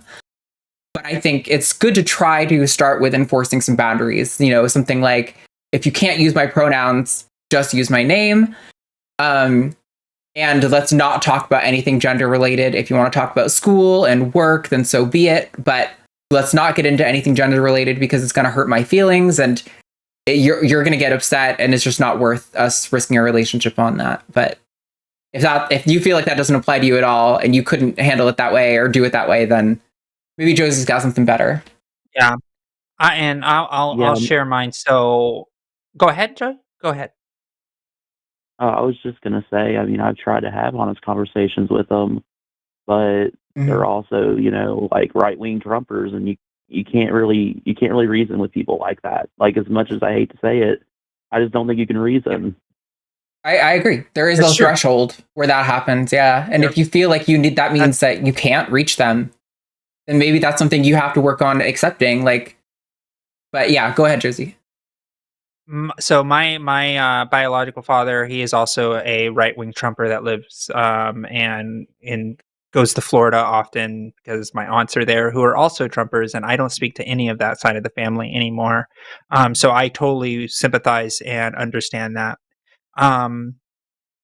This is what I will say, because I think Arden said it very well, especially since you can support yourself and you're able to do this. I also, when I first told my family, I actually was already on hormones for 2 months because I didn't want them to talk me out of it, right? Because I also cared about them and respected their wants, and I wanted for them to approve. And I was like, nope, I've already went to a doctor. They've already diagnosed me. This is how it's going to be. This is what it's going to be. I'm going to take my medicine. You can't stop me type situation, where it's like, I've already been doing this for 2 months. That type of thing, to like give them the ease of mind of like, no, I'm doing this medically, whatever. And like you said, there's no way of reasoning. I didn't have a very happy, well, I will say this, there's a happy ending to this story. I'll start there. My mother, even my sister, and the people that I thought were going to have my back, they really were a little upset. And they were upset for their own reasons. A lot. And my sister said that she was upset with me because I didn't tell her sooner. But there was a point in time where they were kind of like waiting and seeing to see if it was actually going to happen. There was a lot of disbelief. There was just like, maybe it's just like a phase. Maybe she'll come back around, or maybe she won't like the effects on her body, and then she'll come back. Kind of situation that happened. My mom had a lot of hard time with the transition of my voice because I worked very hard on changing my voice. Because it gave me a lot of dysphoria. So I worked very hard to train my voice to be a little bit more higher pitched. And it took about 1.5 years before that relationship on both sides were completely repaired to a point where we have a strong relationship now 5 years later. 5 years will be my transition date in March. And I have a great relationship with my family, my mother, my sister, and my nieces and my nephew and all of that. But it took a minute to get there. And a lot of them had to see it first. And I hate to say that, but it was a lot of like, for my mother, I think she wanted to make sure that I was happy. For my mother, it was like she thought she was trying to protect me, to try to say, no, this is bad. Like, I don't know if this is a good idea. She was trying to protect me, I think, in her mind, where she was like, your life is going to be hard, right? That's kind of what she thought was going to happen. Mm-hmm. She was like, you're not, transition isn't going to work. And my mother didn't know the miracles of transition with hormone therapy and surgical care and all of that type of stuff. But when I came back, and I think I may have shared this before, I came back to Texas, where because I grew up in conservative area as well. When I came back to Texas for my grandmother's funeral, and I came in with, at like all in black, like a good formerly Catholic Latina should, in the whole grieving attire, and and my mother saw me from who I was after a year and a half of transition. She embraced me as her daughter. And that was it took a long time to get there. It took a long time to get there. But I got there. And I'm not going to say it's going to be the same for you, but there was a moment when my uncles didn't even recognize me at that funeral. They were like, "Who are you here with? Who are you dating?" Like they thought I was dating somebody in the family. And I'm like, "No, look in my eyes, look who I am." And they're like, "Oh my God." And they were like shocked, they were stunned. Right? And they were also stunned that my family didn't tell them. So yeah, and it was hard. It was hard. And it took the death of a loved one to kind of bring everybody together to kind of see me for who I was. And so I'm not saying that that's the way it's going to be for you, but time is a very powerful tool. Your voice will brighten, your spirit will brighten, and your eyes will brighten. You will be a brighter, happier person. And if your parents give you the opportunity to express that to them as your full self, I'm sure they're going to be like, well, at least Jay's happy. Right. And that to me is what a parent ultimately wants. And if that's the case, and they let that go through outside of the ideology, and I'm not saying it happens every time, because my biological father refuses to see me. He refuses to look at pictures of me. He refuses to hear my voice, because he knows that if he has an opportunity to see me as who I am right now, I'm a pretty awesome person. And he's going to be like, damn, why am I not a part of that person's life? And it will hurt him. So he'd rather live in ignorance, blind to the fact of who I am, to help him live in ignorance. And at least that's something I tell myself. And so it's not going to be easy, but it sounds like you have enough distance and enough courage and strength to at least have a community there. But I talked at you for a while, so I would love for you to respond. Well, it's okay. I called for advice anyways, so. Yeah. But I don't know. I mean, I think my parents noticed my happiness for a while, but there's a lot of negative things that came along with transitioning, especially transitioning on the job. Yeah. And I'm not getting into the details, but I had to get the ACLU involved. It was that bad. Oh, wow. I will say, Jay, if it's any like help in like assuaging kind of the pain you're going through right now, your experience aligns completely with the data. Like detransition happens quite infrequently in the trans community, but when it does happen, it is almost universally what you and I went through. We were harassed or not accepted or othered. Our lives were made more difficult. And so if this sounds like the conclusion you came to, the conclusion I came to was I would rather be miserable and hate my body and who I am than deal with the hate that I'm getting all the time and made to feel like such like subhuman trash. But I think the thing that pulled me out of that was like that's like living for other people, like that's me refusing my happiness for other people's comfort because they're going to bully me. And I think eventually I just realized like I would rather endure the pain of people giving me a hard time all the time and knowing that I'm good with myself. And at the end of the day, I'm comfortable with who I am than trying to appease them so that they'll stop harassing me. Like that's no way to live. And, wherever you end up, I hope that you do it for you and not for other people, or because you're afraid of how they're going to react. That's right. Yeah. But also my mom and dad would use that against me because they'd be like, well, obviously transition didn't make you happier because I was dealing with a lot of harassment. And of course the death threats, just like the general trans things we deal with. But I think that's and they wrong, use right? that against me. And they're like, transitioning doesn't make you happy. See, like you made a mistake. And that's the way they framed it. Yeah, but they're just if wrong. they're not seeing you. That's what they're seeing, everything around you. Yeah. They're not looking at you, right? That's what it's about. It's about doing something for yourself. And I share this about my own name, right? I added an I to my life. I literally added one letter to my name because I did something for me. And I had to frame it that heavily in my own self for me to understand that I was doing it for the love of myself and not for the love of others. And once you're able to do that, others will love you too. Because when you Absolutely. love yourself, others will love you too. Maybe it won't be your parents, by the way, but Yeah. honestly, if your parents, like sometimes, like Josie said, sometimes they're going to need more time to come around, and sometimes they might not come around. But that doesn't mean that you can't have a life where you are happy with yourself. Like it's so hard to, I don't know, swallow that pill. Like I'm fortunate that my mom is still great and we have a good relationship, but like my dad and I are never going to have a good relationship. And I tried just before the election cycle, this like a few months ago. And I was like, hey, throwing out another line for you. Like maybe consider like how your voting is going to affect me, because like this is going to really negatively impact my life. And I feel like it would be a really good show of love and like solidarity if you were to tell me that at the very least you're not voting for Trump.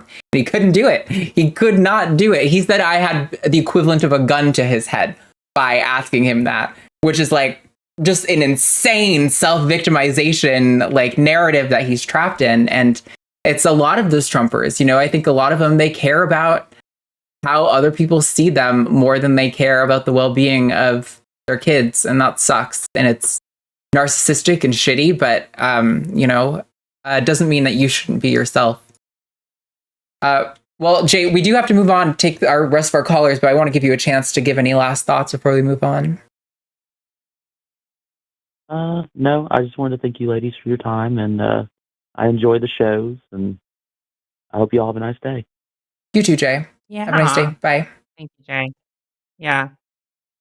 Arden, also somebody called in where I'm looking, and they got dropped, but they wanted to call back, so I don't know how you feel about that. I have in one of my chats logged here.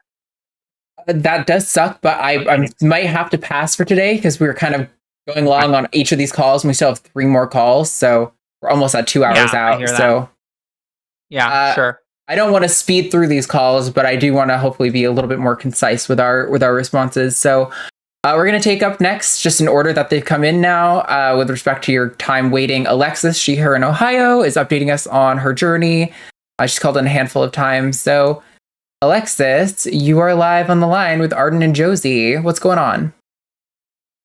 Hey, so I've called in throughout the entire holiday season. I came out to my family and kind of the public at the beginning of November.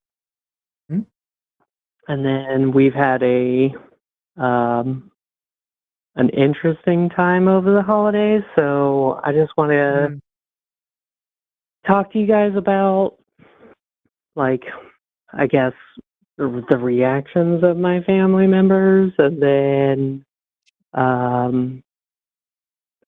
see, get some advice on where to go from here. So sure. And I've been watching the show, so I'll try and keep it real quick and thank you. I appreciate the time. Yeah. Get the details down.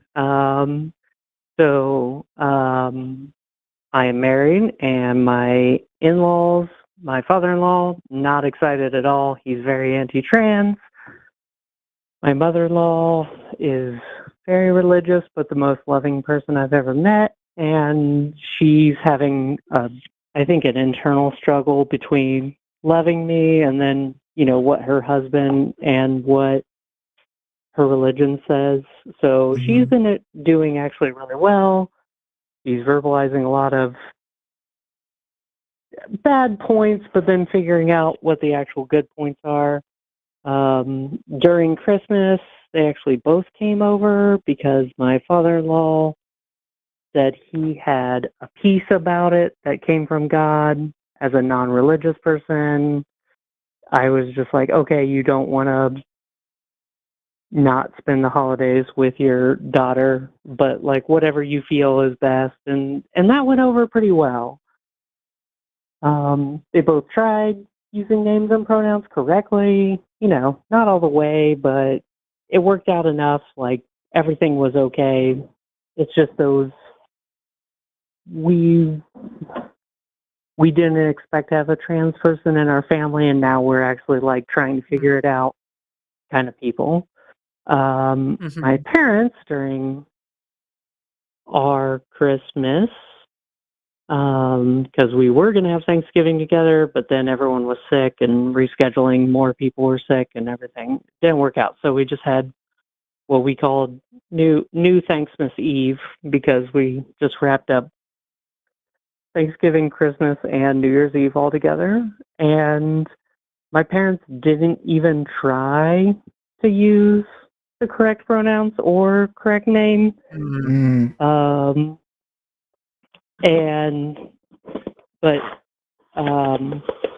So my wife put it in the best way possible. Of my family is very don't ask, don't tell, and they love living by that. Yeah. And so it's like they just acted like nothing happened. I'm there with, a year and a half into my transition and fully presenting feminine, and they're just dead naming me and everything. It was not the greatest time, obviously, but I do remember one thing of my parents and me were playing a game. My sister and my wife were talking in the other room. They came in to play the game with us, and my mom talked to my sister and was talking about me and how I won the first round of the game. And she literally said, well, yeah, he did it, blah, blah, blah. So, like, she had to purposely and consciously, like, misuse pronouns in order to get it, quote, correct in her head, because even her subconscious is seeing me in front of her as a woman. So maybe with time, I don't know. That one's rough. I just haven't talked to them since. And then with my brother-in-law and his family, my brother-in-law is married and they have 4 boys. So I've got 4 nephews. They range from 16 to like 9. I think, Alexis, if I could just, is there like a point you want us to respond to specifically about that? Because I do want to help you, but yeah, before we get into the whole family tree, maybe let's figure out what we're getting into here. No, so I guess the last thing is with my brother-in-law and his wife. They were essentially saying, after we talked, because they didn't want us to be a part of anything, is that their religion. I remember this now. This. Yeah, I remember. You were on with me as well. They live next door, right? My parents do. Isn't that how that works? Yeah, that's what I thought. So you haven't seen your parents, even though you lived next door, for a long time? Well, I saw them during Christmas, but not afterwards. Okay. All right. But yeah, my brother-in-law is essentially not wanting us to hang around because they don't want to accept me and then teach their nephew somehow that their Christianity doesn't believe in LGBTQ. I've been there before. But We can't let our kid around Alexis because then he'll respect her and validate her identity. That would be terrible. Yeah. And so, like, I am one of those people that, like, the amount of your genetics and your blood that you share with someone means nothing as far as the actual physical or like emotional relationship you have with them. I have an amazing family that has nothing to do with who I'm related with. You know, like, I have great people in my life who love me, and we have zero blood together, and I would prefer them over everything. But, like, I don't know, how far do I try an olive branch? Like, we tried holidays. So, can I ask a clarifying question really quickly? Ghost them? Did you say, Alexis, that you said you've been transitioning for a year and some change, but did you say you only came out to them like recently, right? A couple months ago? Yeah. Yeah, so I started transitioning May of 2023, and I came out to everybody November of this past year. Okay. So, I mean, I think, obviously it's hard to give like specific advice in these situations, so we're kind of like generalizing a little bit, but it sounds like your mother-in-law and father-in-law, I honestly think will come around. The fact that they put in a concerted effort to gender you correctly, despite being like, I heard from God that you shouldn't do this, that honestly bodes really well for me. And I think being a part of their lives is like one of the most effective ways to like deprogram a lot of these people's anti-trans hate. So I think you should probably try to keep a concerted effort with that part of the family. But I mean, like, again, this is like totally on your limits and your boundaries of what you're willing to tolerate from your family.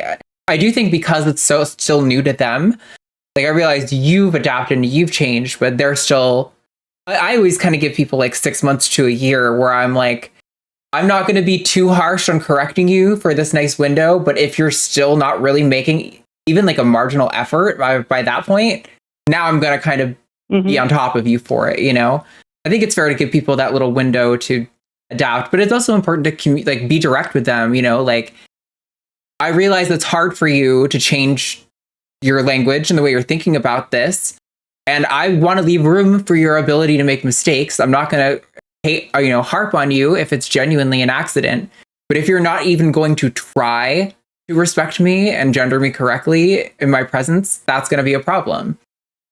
I think that would kind of be where I would start with some of those boundaries. Yeah, Josie? I mean, and that makes sense. I think a lot of it too is it's just gonna be absurd after a while when everyone else is calling you Alexis and she, her, and you, and then all of a sudden, like, mom and dad are just being like really just aggressively like ignorant about the difference that the change has created. Yeah, it's gonna be silly, right? And I know a friend of mine, a trans friend of mine that did this.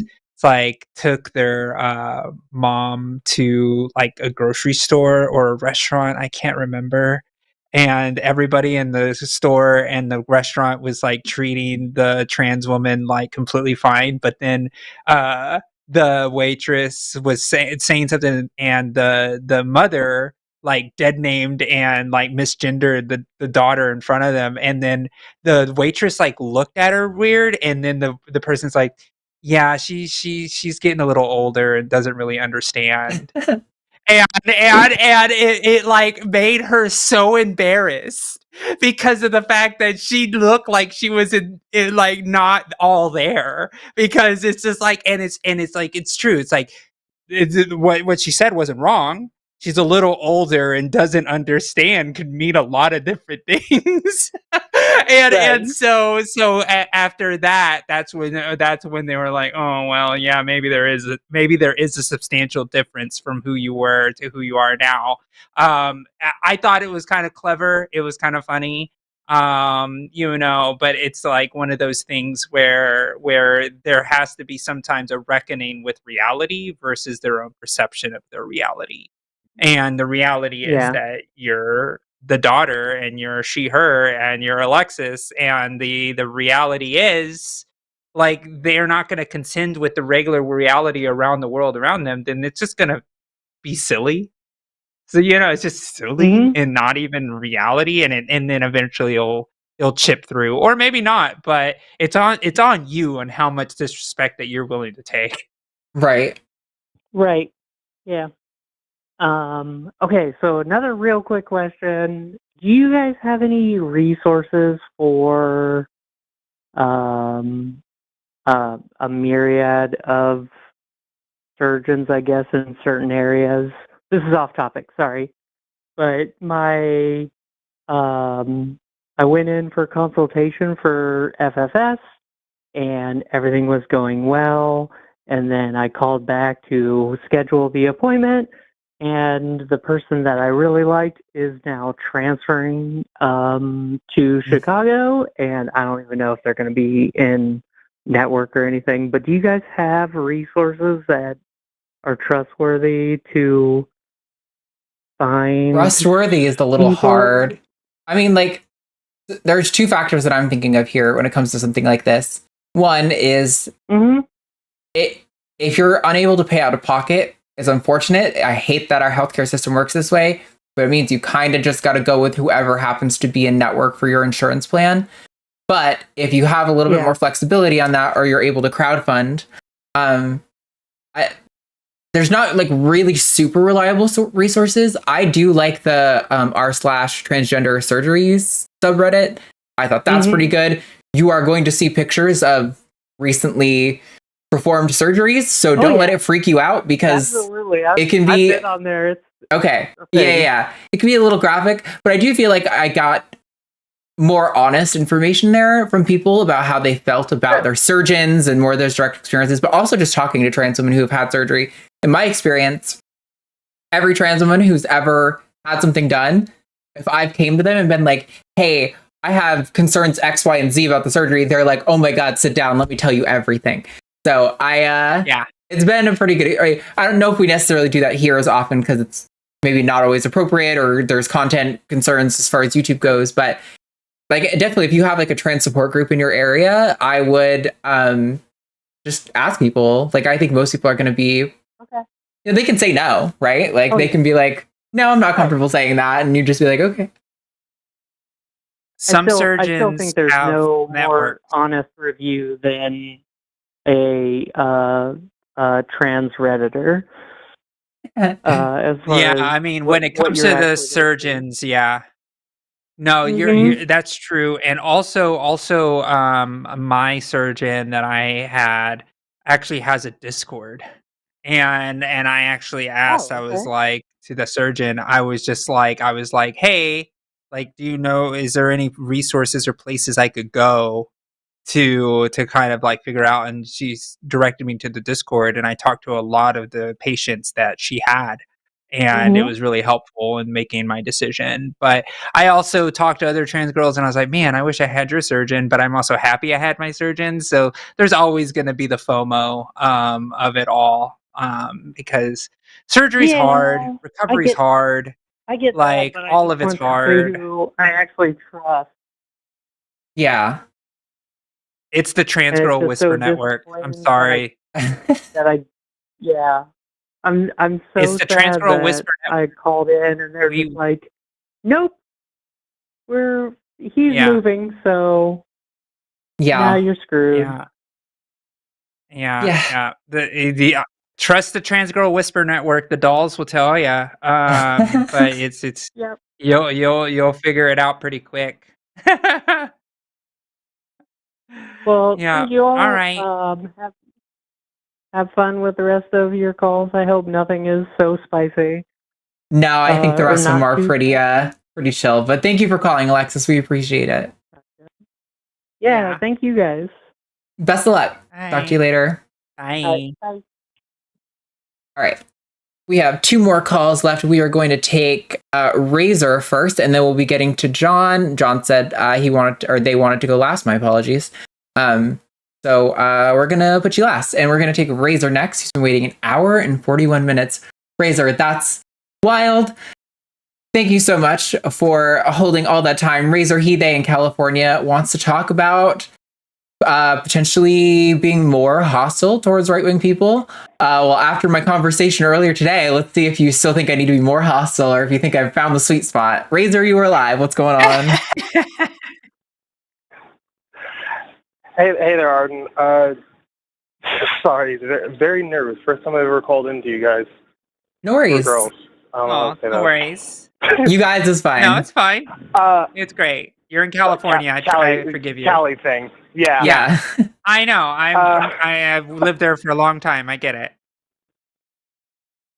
So, yes. In the past few years, as I've gotten more into politics, obviously 2016 when I fully got into it, and it's been getting more and more into LGBT-friendly areas, been more open and forward with myself, getting with more communities and stuff. I've gotten more and more angry at Republicans and right-wingers in general, to the point of I want to dehumanize them now for how much they dehumanize me and my friends. And I always feel like that's a double-edged sword that I don't know if it's a good strategy, but it feels like it would be in terms of isolating bigotry, transphobia, and overall pain that they cause, and make it to where they either change or they don't get this, or we will not treat them with the same human rights they deny us. And Arden, I do like how spicy you were with Logan or whatever. Logan, yeah. Yeah, screw him. Go ahead, finish, that. That's what I like. Those are my favorite videos to come into with all of you. Like, I love hearing you get spicy at them because it's cathartic. It's cathartic for me because it's like I want to yell at these people so badly. Yeah, I think so. There's quite a few ways to respond to this. I think for one, I try to meet people. I have like a threshold, right? One, if you disrespect me, I have no respect for you. There's going to be no civility coming back around. 2, if you are dishonest in conversation, I'm probably going to be disrespectful to you, because while you aren't calling me names, I feel like you are disrespecting my like intellectual integrity. Like, let's have a real conversation here. Treat me like a person. I know what you're doing. I know you understand my question and you're not answering honestly. Like, how about we actually treat each other like people? That, to me, that is disrespectful. But I also think there's a difference when we are doing this on this show. You have to remember that. Hold on 1 second. They're getting a little bit of background noise. They're going to just mute you for a second while I'm talking. Well, when we're on the show, it's a lot easier for us to be disrespectful to callers because these aren't people in our personal lives, right? And I'm fully aware that when I'm disrespecting a caller, almost certainly all the evidence indicates this. They're going to further entrench in their position, right? They're going to be less likely, both after a public proclamation of their belief and me dogging on them, they're going to entrench themselves further in their beliefs. But my goal isn't to convince the person I'm talking to on the phone. It's to convince people who are watching who might also kind of think like Logan, but be like, wow, Logan did an embarrassingly bad job at defending the notion that spaces are segregated by sex. Like, they're clearly not. His example was that, you know, he walked into the women's restroom and they call the cops. That's obviously a social repercussion, not some sort of biological repercussion, right? So I think it's different from our standpoint, the ability to be disrespectful to conservatives. And if I were on a debate stage, or if I were on like a proper debate stage that's like moderated and properly organized, or if I am having a conversation with an individual like at the bar, or like if I'm at a reptile expo and I'm trying to talk to somebody, they want to talk about this, I'm going to have a very different approach, and I'm almost certainly going to never disrespect them in that way. So I think those are some of my initial thoughts on the utility of disrespecting. But I hear you. I do think there is some value in laying that on, but also there's just some rhetorical strategy considerations you have to do. So I'm going to put your sound back on and let you respond if you want. And then Josie, if you want to jump in. Go ahead, Razor. I was thinking if Josie did want to respond as well. Okay. Yeah, I think a lot of it has a lot to do with kind of what Arden was saying. It's like the people who are calling in with a specific agenda and things like that are very different, where it's kind of like where it is like I match people's energy a lot of times. Now, one thing that's really interesting is there is a live debate right now with the Democratic Party as well as Politico folks of like, we should try to be civil and try to da da da da da. And it has a place, but not always. And in reality, it's like if for example, I've had civil conversations with some of the worst people on the planet. Like I'm a commissioner in the state of Maryland, and the woman who was last year that tried to adopt the or a sports ban, a trans sports ban. And she didn't know who I was. She didn't even know I was trans when I first started talking to her. And I had a very civil, cordial conversation with her. And it was, I think, probably one of the first times that she actually talked to a trans person for more than 5 minutes. And it was really interesting because she realized very quickly, and I think the line for giving me a lot of ability to get good at talking on these calls with the bullshit arguments that don't make sense. But after I started doing what you've seen me do on the show quite a bit, where I start wrapping them around the axle of their own logic and then kind of see like, what are you doing? Look at where you are. It works, and it works in very specific ways. Now, the next day, she was supposed to testify for her own bill and protect her own bill to be passed. She didn't, when the bill came up for her to say that she wanted to fight for her own bill, she got up and walked out of the room because she didn't want to defend her bill anymore after I had a long conversation about why that bill was stupid. And my own ego is like, was I the reason why she decided to not defend that bill? I don't know. But it was a change of heart, and it was something completely different that she's used to doing because she loves the grandstand on being anti-trans, but she didn't take that opportunity to do that, which was very interesting. So it depends on where you are. Now, if you are working in local politics and you want to be able to, be in the space and create legislative change, you probably have to moderate yourself a little bit. But if you are in a space where like somebody is at a restaurant and is being disrespectful to one of your friends because they are trans, then say, don't be disrespectful. What the hell are you doing? And match that energy and protect your friend and stand up for trans rights in the way that you feel is fit for yourself. So again, it's more nuanced. And I think, I hope that covers that, but go ahead, Razor. Yep. I got you unmuted now. So go ahead and respond. Yeah, sorry about the background noise. I'm technically still working. I do hands-free things. No worries. Oh, okay. Got it. Yeah, so that's what the background was. Yes, I do understand both of your points when it comes to like it depends on the time and stuff, especially like when you're in politics and need to be able to convince people a better way, and people respond better to honey than they do the vinegar, obviously, a lot of the time. But like obviously with like movements like with what the Republicans did with that stupid bill, HB 28 or whatever it was called. I was almost in a way like cheering on the Democrats when they called it the GOP Child Predator Empowerment Act. Yeah, because that's a hostility that I want to do more of. That's the type of hostility I want to do more of specifically. Like, I'm not obviously speaking like be super disrespectful outright, like scream in their face the way they do to us. Like, I do agree, like be more civil in one-on-one conversations. But if they try and pull the civility card when they're yelling at us and we get passionate back at them, and they go, "Hey, be civil," I'm going to mentally punch them in the face, but then tell them like, "You're the one who started it." Yeah.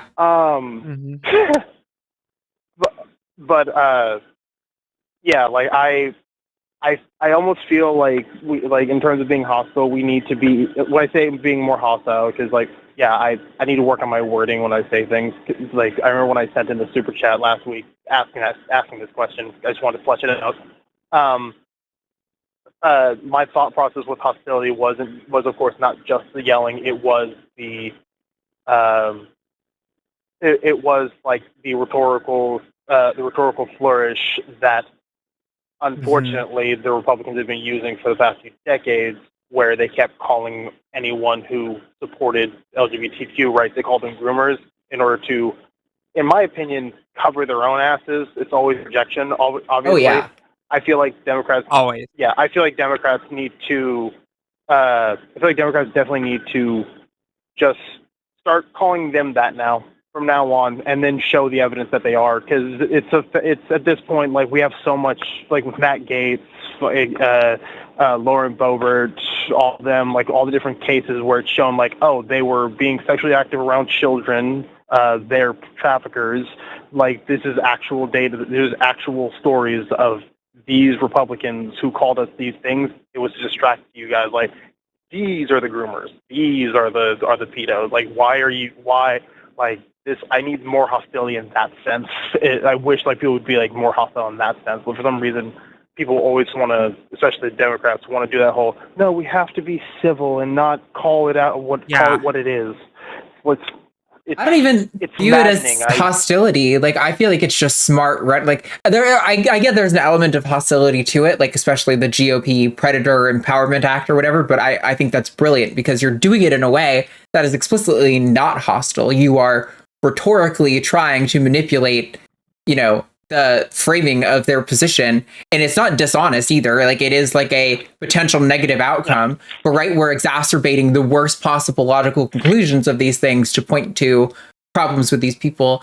But yeah, I don't know. Like, I just reject the notion of civility politics. I don't need to be civil to people who are dehumanizing me, and who are like being disrespectful to me. But yeah, I do agree. Like, I would never on a debate stage or in a conversation with an individual act like how I acted with Logan, right? If I met Logan in person, I probably wouldn't act quite as intense, but I would absolutely give him shit for how intellectually dishonest he was. Sorry, Josie, you're ready to jump in too. Personally, oh, go ahead. With the way he sounded, with the way that Logan sounded, I'm pretty sure he'd cower in general, like if you met him in person. I'm sorry, I don't. Those people are always cowards in person. Oh, for sure, absolutely. Sure. Yeah, we had a hint at the beginning of the call after I was saying trans woman. I will say this. Yeah, I will say this, and it's really frustrating, but the Republicans have a really good job of being like, oh my gosh, the Democrats said a mean thing. I'm going to go drive a garbage truck now and do this thing. And it's like they thrive on that hypocrisy. And it's like their superpower. I don't know, like if the Republicans have a superpower, I think that's it. To be called a hypocrite is seen as a sign of strength, and that the second they get like, oh my gosh, the Democrats said a mean thing, it's like, I don't understand, for example, myself. It's like, why did we not run with the fact that Donald Trump wears diapers, and we have a diaper-wearing president? I don't know why we didn't say that all the time. I don't know why Harris didn't say it on the debate stage. I still to this. I know, right? And so like for me, it's like there was a place because they are so cruel and they are so mean. Nancy Mace will say the worst things about trans people. She actually used a T-slur the other day at a press conference, and it's like it doesn't make sense to me why this is the way that it is. But I think it also has a lot to do with who our leadership is as the Democrats in a general. We live in a gerontocracy. The average age of leadership, I think, is like 79, 78. I don't even know. It might even be higher than that. And I can't they remember the come old. I can't from remember the old fart they picked over AOC. yeah, exactly.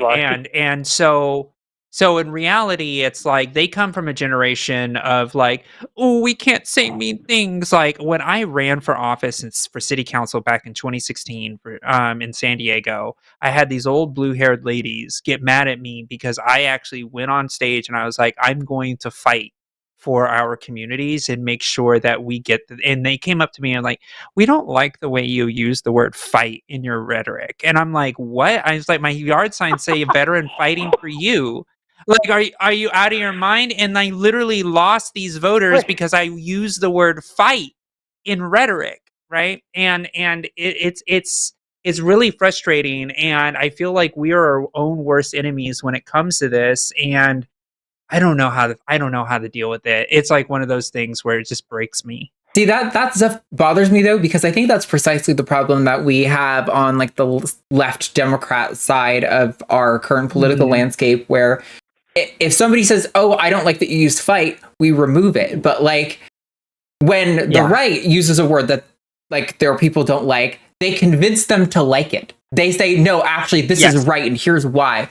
We do this thing where we like try to make ourselves the most palatable thing to the most amount of people possible. And all it does is read as inauthentic, disingenuous, and then pompous, like we're looking down on people.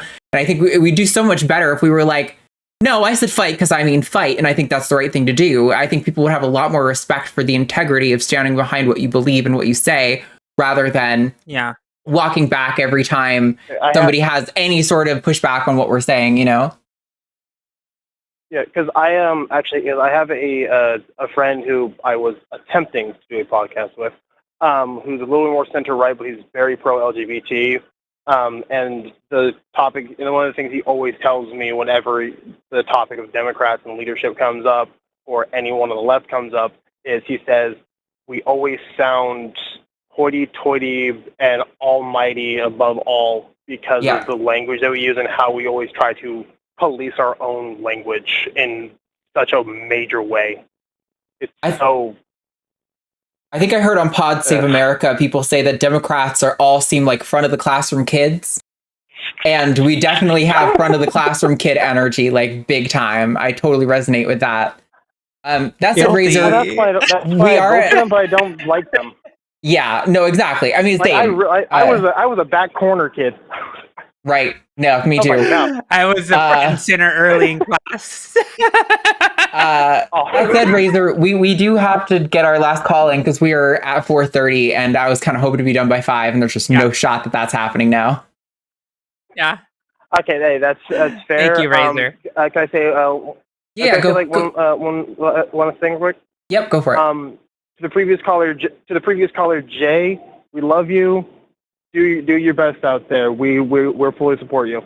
Hell yeah! Thank you so much, Razor. I appreciate you. Thanks. Have a good day. Thank you. Good night. Good night. All right, last caller of the day. Let's get it done, and then we're on to super chats. Any super chat of $5 or more, we are going to read live. But until then, we're going to talk to John, pronouns they, them, in North Carolina, passing as cis but still being trans, how to deal with people dismissing them in queer spaces. So, John, you are live on Transatlantic with Arden and Josie. What's going on? John, are you there? Oh, John, is your phone asleep?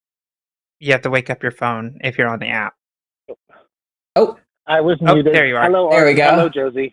Hey. Hi. What do you want to talk about? So I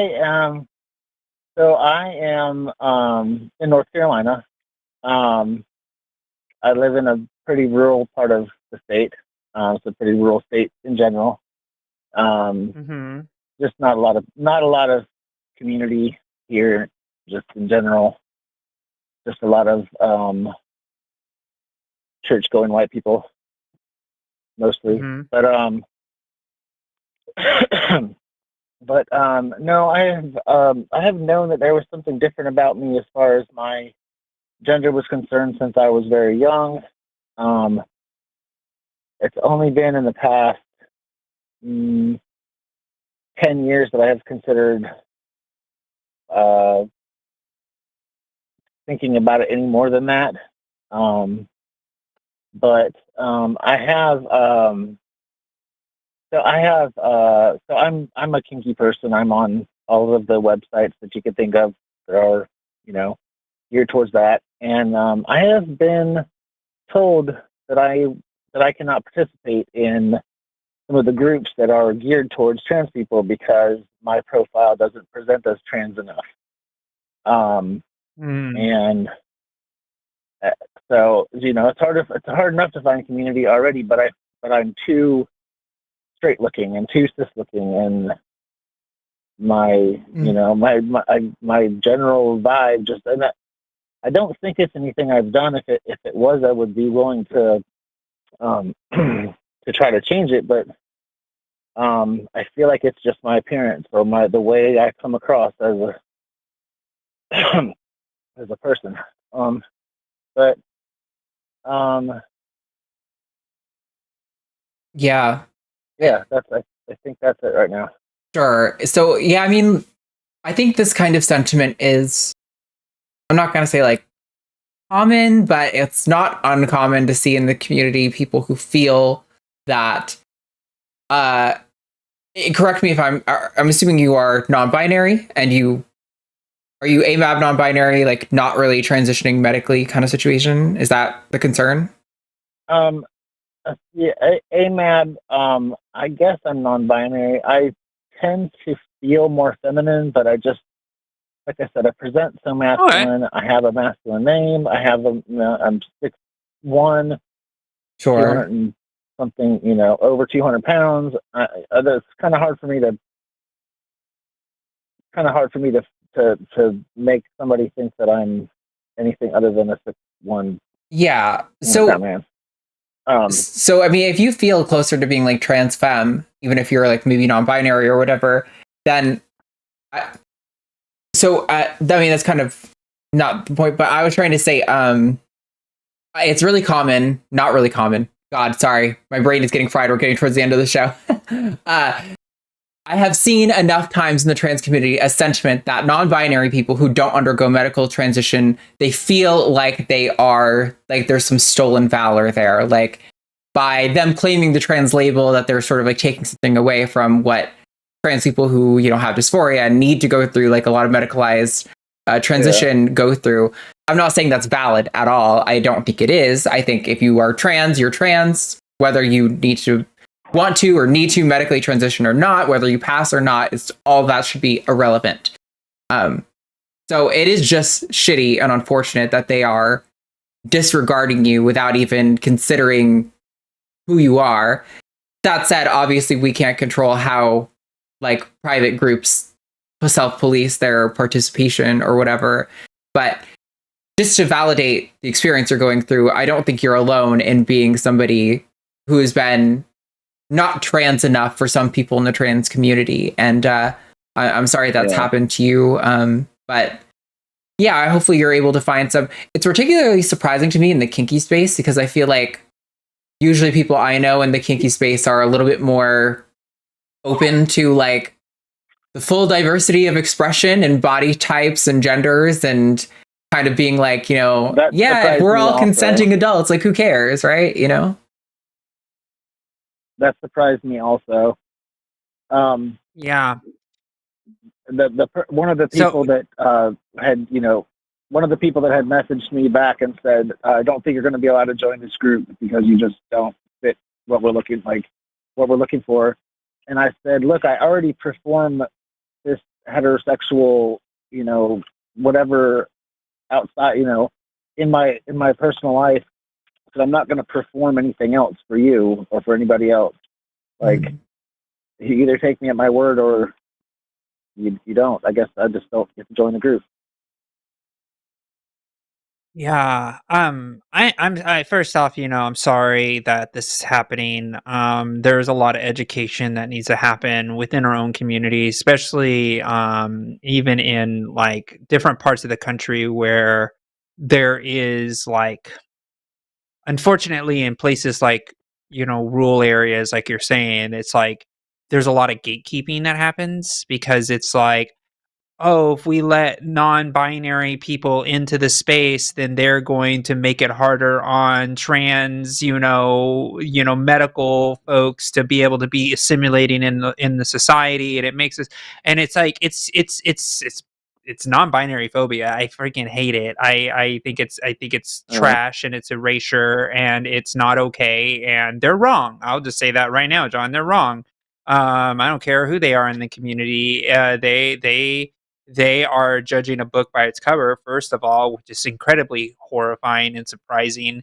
To think that a trans group would be like, no, we accept you at all stages of your transition. If you are, early in your transition, or you need some community to be able to explore that identity about yourself, you should be able to freely be able to do that.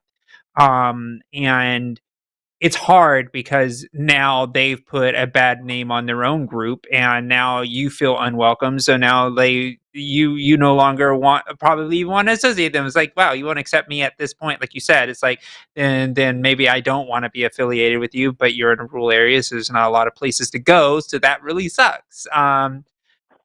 So you don't owe anybody any type of presentation. You don't owe anybody any type of androgyny if that's where you're going.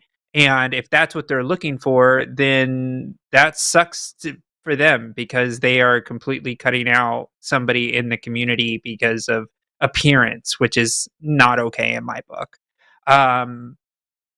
So it's kind of hard because it's like they have the queer space and there's not much. If you talk to the organizers, the trust is broken. It's no longer a safe space. And that's really unfortunate. Because now the people who are there, they've broken that trust with you, and now they have a lot of rebuilding to do to be able to restore that, or you're going to have to try to find a different group that does that. It's hard. It's hard to like. Yeah, it's just a really unfortunate situation, and I'm sorry you're dealing with that. Start your own group, just like find a space and be like, no, I'm gonna start my own group, and it's kind of like, well, your clubs suck. I'm gonna make my own. It's like it's kind of like where you're more inclusive, and if you build it, they will come. Quite literally, they will. And so I don't know. It's hard to say, but the organizer in me, because I'm an organizer, that's what I do for a living and things like that, is like, I'll make a better club. And I'll make a better charter, and I'll make it more inclusive and better than yours will ever be. And you're going to want to join mine, and yours is going to fall apart. That's what I would do, but that's my organizer pettiness, which I've literally done, by the way. I've literally created a Democratic club in San Diego, and it's an awesome club, and it's great. It was the Progressive Democrats. They're incredible in San Diego because they didn't want to accept Bernie people, so I created my own damn club, and it got really popular. So I don't know, John, maybe that's beyond the pale of what you're looking for in an answer, but I think that's what I would do if I was in your position. Oh, okay. I appreciate that. No, I just more think I needed somebody to tell me that it was okay to be myself. Yeah. Arden, you're muted. And I love watching you guys. My bad. I never get to call in because I'm always at work. Yeah. On Thursdays. Yeah. Not only is it totally okay to like be yourself, it's also okay to be hurt by it. Like obviously when it comes to like sex and kink, like consent is a really big part. And if they're not like consenting, then as prejudice as it feels, like so be it. But like you're allowed to be hurt by that and to feel like it invalidates your identity, because it kind of does. And you're allowed to, like Josie said, like seek to like build your own group and do whatever it takes to kind of have that community without needing the approval of these apparently very snobby North Carolinian trans kinksters. Yeah, screw them. Get your own. Get the good people out of that club, and they'll join yours because it's more inclusive and fun. Like nobody wants a gatekeeper, especially in a kink space. Like what the hell is that about? Like that's weird. I think they're doing it wrong. But I'm not part of kink community, so anyways, maybe I'm saying it. I thought more people's better in those spaces, but maybe I'm just off on that. Yeah, I mean, my marginal experience has been that they're usually better about that stuff, but Yeah. I don't know. Limited experience. Yeah. Anyway, John, thank you for calling in. If there's anything you want to add on to the end of that call, please do, and then we're going to let you go. Thank you very much. I've been watching TACIS since it was just Arden and Katie, and now I love everybody that's on here now, and I'm happy to see Katie come back soon, hopefully. And I love Josie's laugh. Just absolutely love it. Aw, thank you. Thank you so much, John. I appreciate your time. That. Have a good day. Bye, guys. Bye. Bye. And I will tease before we move on to super chats that while I want to leave wiggle room for it to not come together, if that is what needs to happen, Katie has agreed tentatively to be a guest not next Thursday, but the following. So the last Thursday of January should be a Katie and Arden episode for the first time in like almost a year, probably. Wow. Well, maybe not quite that long, but yeah, so we'll have her back. It's not going to be regular. It is very limited. She's just going to be a guest for now, but you know, she's dipping her toe back into the activism pool. So go comment on her videos about how excited you are for her to be here, because you really want her to be here. All right. We have a lot of super chats, Josie, so we're going to have to be let's little not like ourselves. I know we're both kind of verbose. But let's keep it concise. I thought we were like... Whoa, wrong button. What the fuck? Hold on. It got dark in here. I don't know why it did that.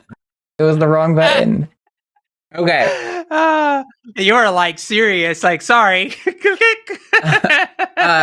I don't have our topics up. Why don't you read the next couple while I try to get a poll up for our debate topics? Okay, great.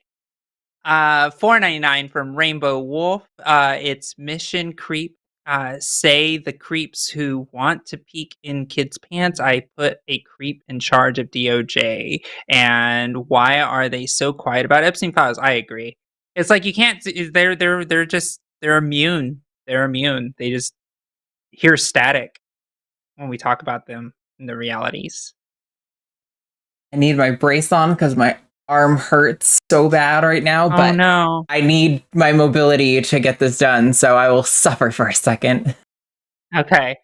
€5 from Sigel. You rock girls, #team Arden. Thank you. Got that point. Bam. $5 from Moon Night Dad. Hello, ladies. Thank you for the education and great conversations. You're welcome and happy to have them. It's Sale, not Shigel. Sale. I should have known that. I'm the worst. Yeah. $5 from Robin Webster. Listening to Quinny cry on CFI video was sad. This chat is in honor of the call screeners. Steph, #team Arden. Yep. Thank you, Steph, for always the call screens. Steph didn't do it today, but I love when Steph does it. I thank you to Jess for today. Thank you, Jess. $4.99 from Louise Richardson. I am a biological female. I am a carbon-based life form. Yes, you are. At least I hope so. It'd be strange if you weren't a carbon-based life form. I'm not entirely sure how that relates to being female. It seems like a little bit of a non sequitur, but I get what you're trying to say. I love you. Love you, Louise. Love you, Louise. $5 from Mod. Fascists don't understand or care about science and invent whatever facts they need to justify their purely emotional decisions. So true. Fascists don't. They just do whatever the hell they want. All right, I have our loser positions. Are you ready? Our Yeah, I'm options. Okay. No umbrellas, giant hats. No more umbrellas. We're getting rid of all umbrellas, giant hats. Number 2, the pyramid was built by squirrels. And 3, so the actual thing is banana should always be eaten with the peel on, but the option in the poll chat says the peel stays on with a banana emoji. So those are your positions for what we have to defend at the end of our super chats. Thank you guys so much for sending in so many super chats today. $5 from Coffee Mom. I started a psych program this semester. I wanted to research how neurodivergent bodies are impacted by trauma. Every show helps. Hashtag Team Arden. Thank you so much, Coffee Mom. I really appreciate it. I can't recall if you need an extra point or not. I don't think so. I'll go back through. I think I only got 2. See, it's voter integrity. This is what it looks like, everyone. Just remember this when you're trying to vote for ballot stuff for Arden.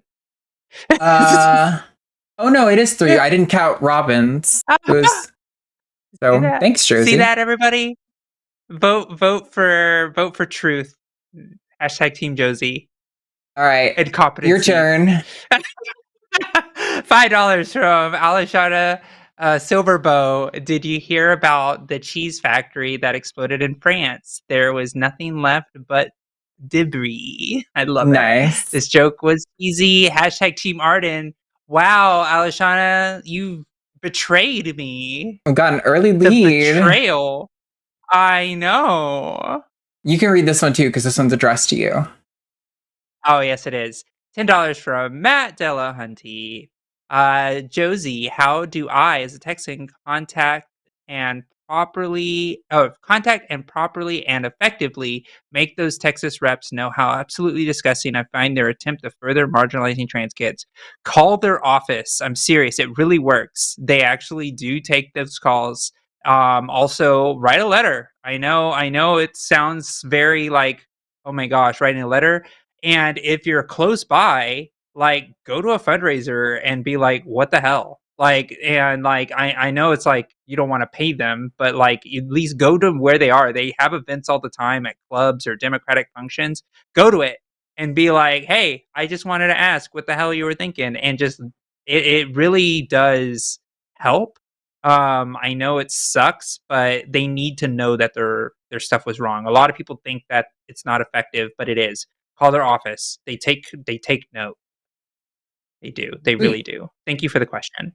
$5 from Skeptoidius. I'm in the process of setting up a meeting with my governor to discuss a plan to protect LGBTQ rights.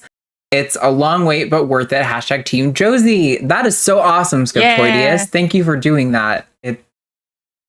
These kinds of things are genuinely how, like, I guess I'm assuming, Skeptoidius, that you are cis, but like cis allies showing up and putting in that kind of work to protect us is how we actually get to a society where trans people aren't marginalized in law.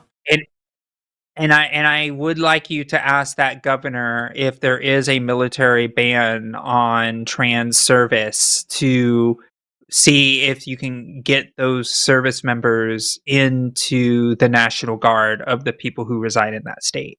That way we can have a continuity of care for those trans members and their families. Mm. That's my ask to your governor. $50. Thank you. $50 from Bobtail Tucker. Free the bathrooms from human Utric? Your rhetoric? Your rhetoric? Your rhetoric? Oh, it's like urine and rhetoric Arden. Combined? Rhetoric. Yeah, I guess so. Do I not know what this is? Oh, yeah, that is. Ureters, which are the tubes. Ureteric refers to the tubes that carry urine from the kidneys to the bladder. So I guess that's yeah. We don't want. Okay. I feel like there's a joke that I'm missing, but thank you, Bobtail Trucker. I appreciate it. We have $5 from Maud. Tomorrow, I will be 4 weeks since I've worn men's clothes. I've sacrificed usable pockets, and I don't pass, but I feel incredibly comfortable. That's so good. I'm so happy for you because, like, again, passing does not have to be the goal. Being comfortable with yourself should be the goal, you know? For the country of freedom, we sure give people a lot of grief for exercising their freedom to express themselves in whatever way they see fit. $4.99 from Sarah Wilson. Shower thought, I love art. So would a figure drawing class featuring trans models be valuable as long as it's for actual education and not exploitation? Hell yeah. Absolutely. That sounds awesome. If that hasn't already happened, then it needs to. 10 alleged dollars from Kelsey Soloway. Hashtag Team Arden, because Logan indeed kept her name out of his mouth. I mean, it was hard for him, for sure. He felt like his eyeball was going to pop out of his socket when he had to, like, even vaguely gesture in my direction. But, hey, listen, you know?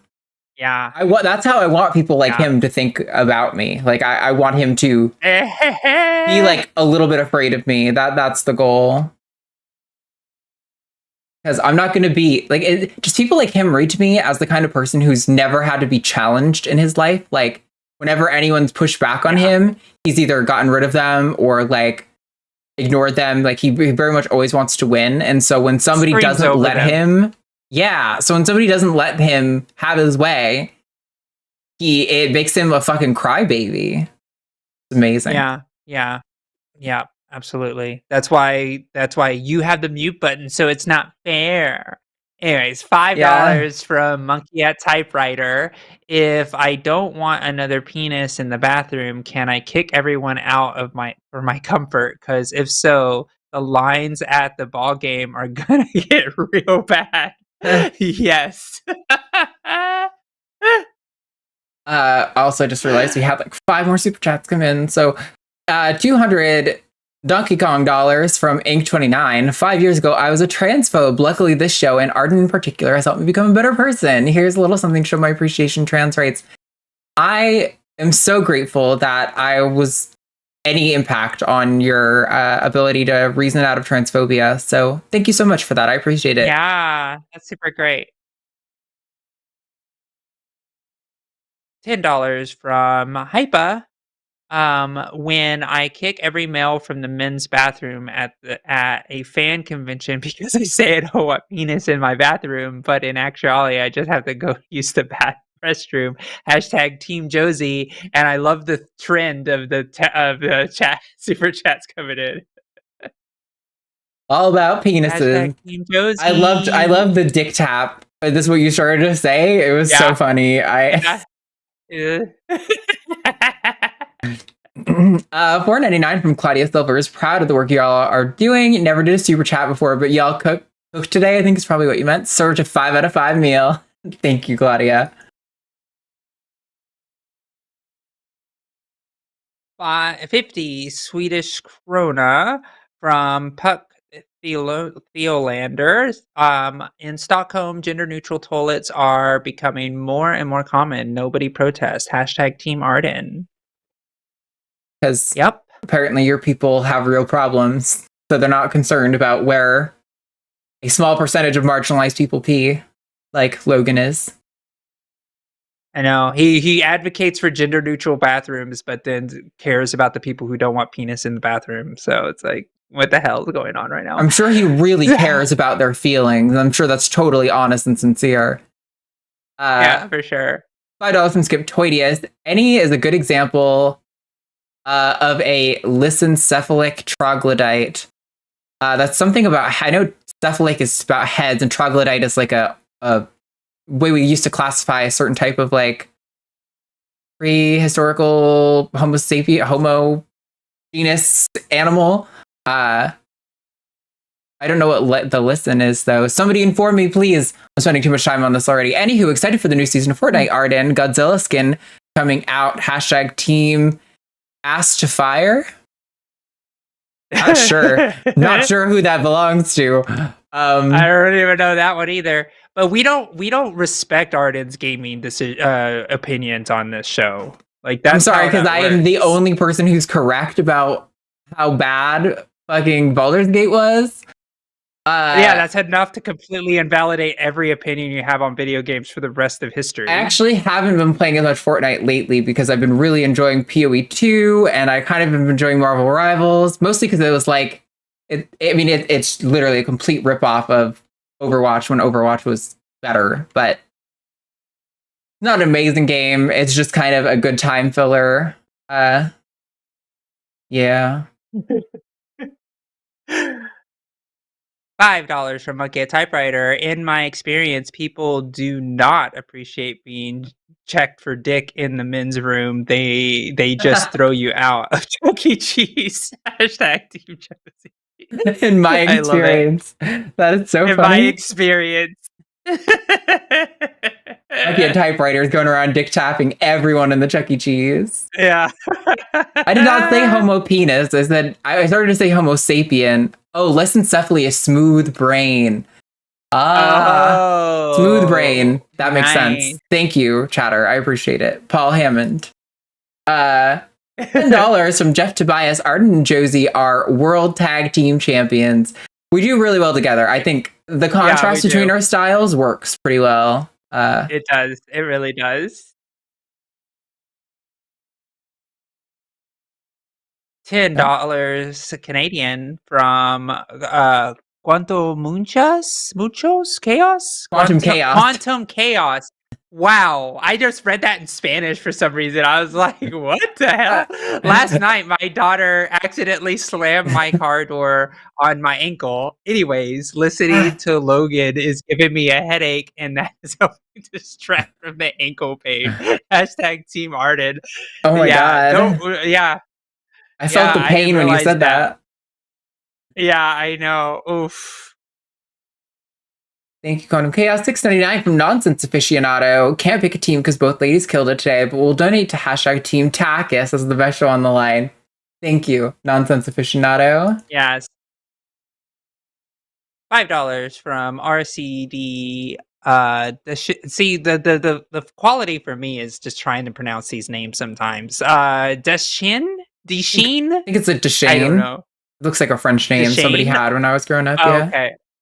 Okay. I'm actually worried about how stunts like FFRF means for secular movements as a whole, as in the face of industries now catering to the center right. Yeah, I had considered in the wake of that, like, making a YouTube video, and I haven't done my own YouTube because it just seems like a lot of responsibility, and I don't want to feel pressured to upkeep with it. But like, that is such a big topic, and I'm trying to resist myself from getting even too far into it right now. But yeah, it's terrifying, and I'm glad that they did what they did, and I hope that the flack they're getting from Dawkins and Coyne and the like don't cause them to reverse their position. So. I'm sorry, laughing at the chat. $5 from Panda. I think Quantum Muchos. I think Logan is outing themselves as an unsafe man, saying women should be afraid of peeing because some men like him are creeps. Shake my head. I know. True. So bad. $5 from Fizz. It's really hard to be your true authentic self if you don't have support. Team at Arden. Fizz, I hate to do this to you, but there's no hashtag. Are you gonna do it? Oh, you know. Are we gonna be that strict? I think it has to be no hashtag, no vote. I don't think I can take credit for that.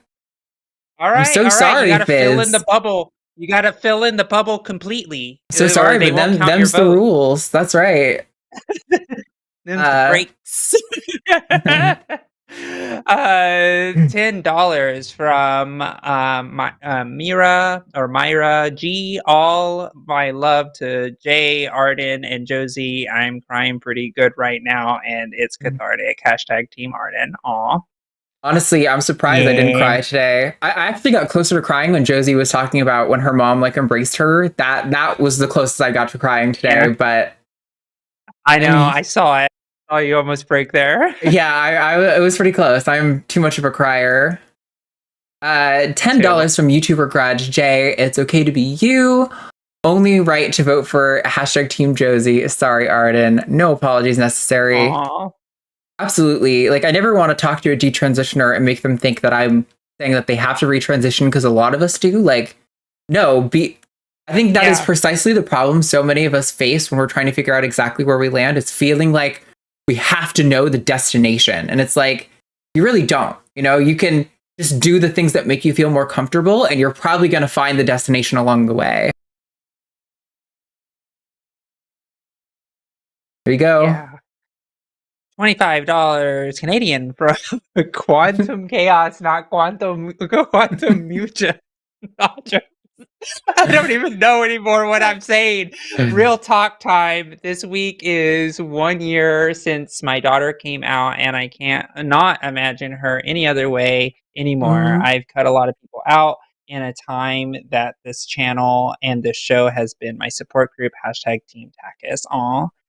Thank you so much. That's really sweet. We're happy. Yeah, and thank you for being a good supportive parent. Like, for real. Incredibly important. Yeah. JW Edgy 499 says, IDK, what's going on? Because I'm an hour behind on stream, but I'm sure there's a silly argument coming up. Hashtag Team Arden, because I love your glasses. Thank you. There were definitely some silly arguments. I can't even call them silly. Like, I'm sorry, but bathrooms are segregated by biology is just like this most stupid, obviously not true take I've heard in such a long time. Like, it's hard because that's the kind of thing you hear more from a person who's not involved in politics at all. And so I should probably be more patient for that, because that's somebody who's maybe got a little bit more wiggle room or something.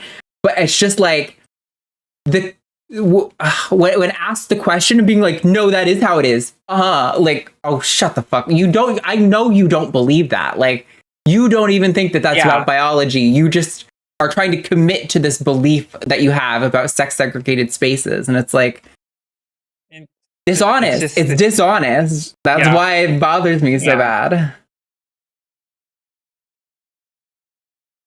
$5 Canadian from Fragged Locus. Hashtag Team Arden. Word to Jay got me teared up, I'm guessing, with that TT. I've heard her story, so I don't know what's different now. I'm not going to jump to egg, but it's a weird reaction for me. Yeah. You don't have to be trans to have the experience of exactly. Like, you don't have to be trans to relate to the notion of like not being accepted and then kind of like figuring yourself out. I think that's probably one of the strengths of trans people. It's like such a universal story, you know? Yeah, like anybody can be an analog to your own feelings about yourself and your own acceptance. It don't have to be trans. Totally. $5 left from Mr. Boricua 10. Man, Logan really mad me off with his bile. Bollocks jumping through hoops. Jay has me. Hugs. Milo is great. Hashtag Team Arden. Thank you so much, Mr. Boricua. Where's Team Josie at? There is a sleep-in right now.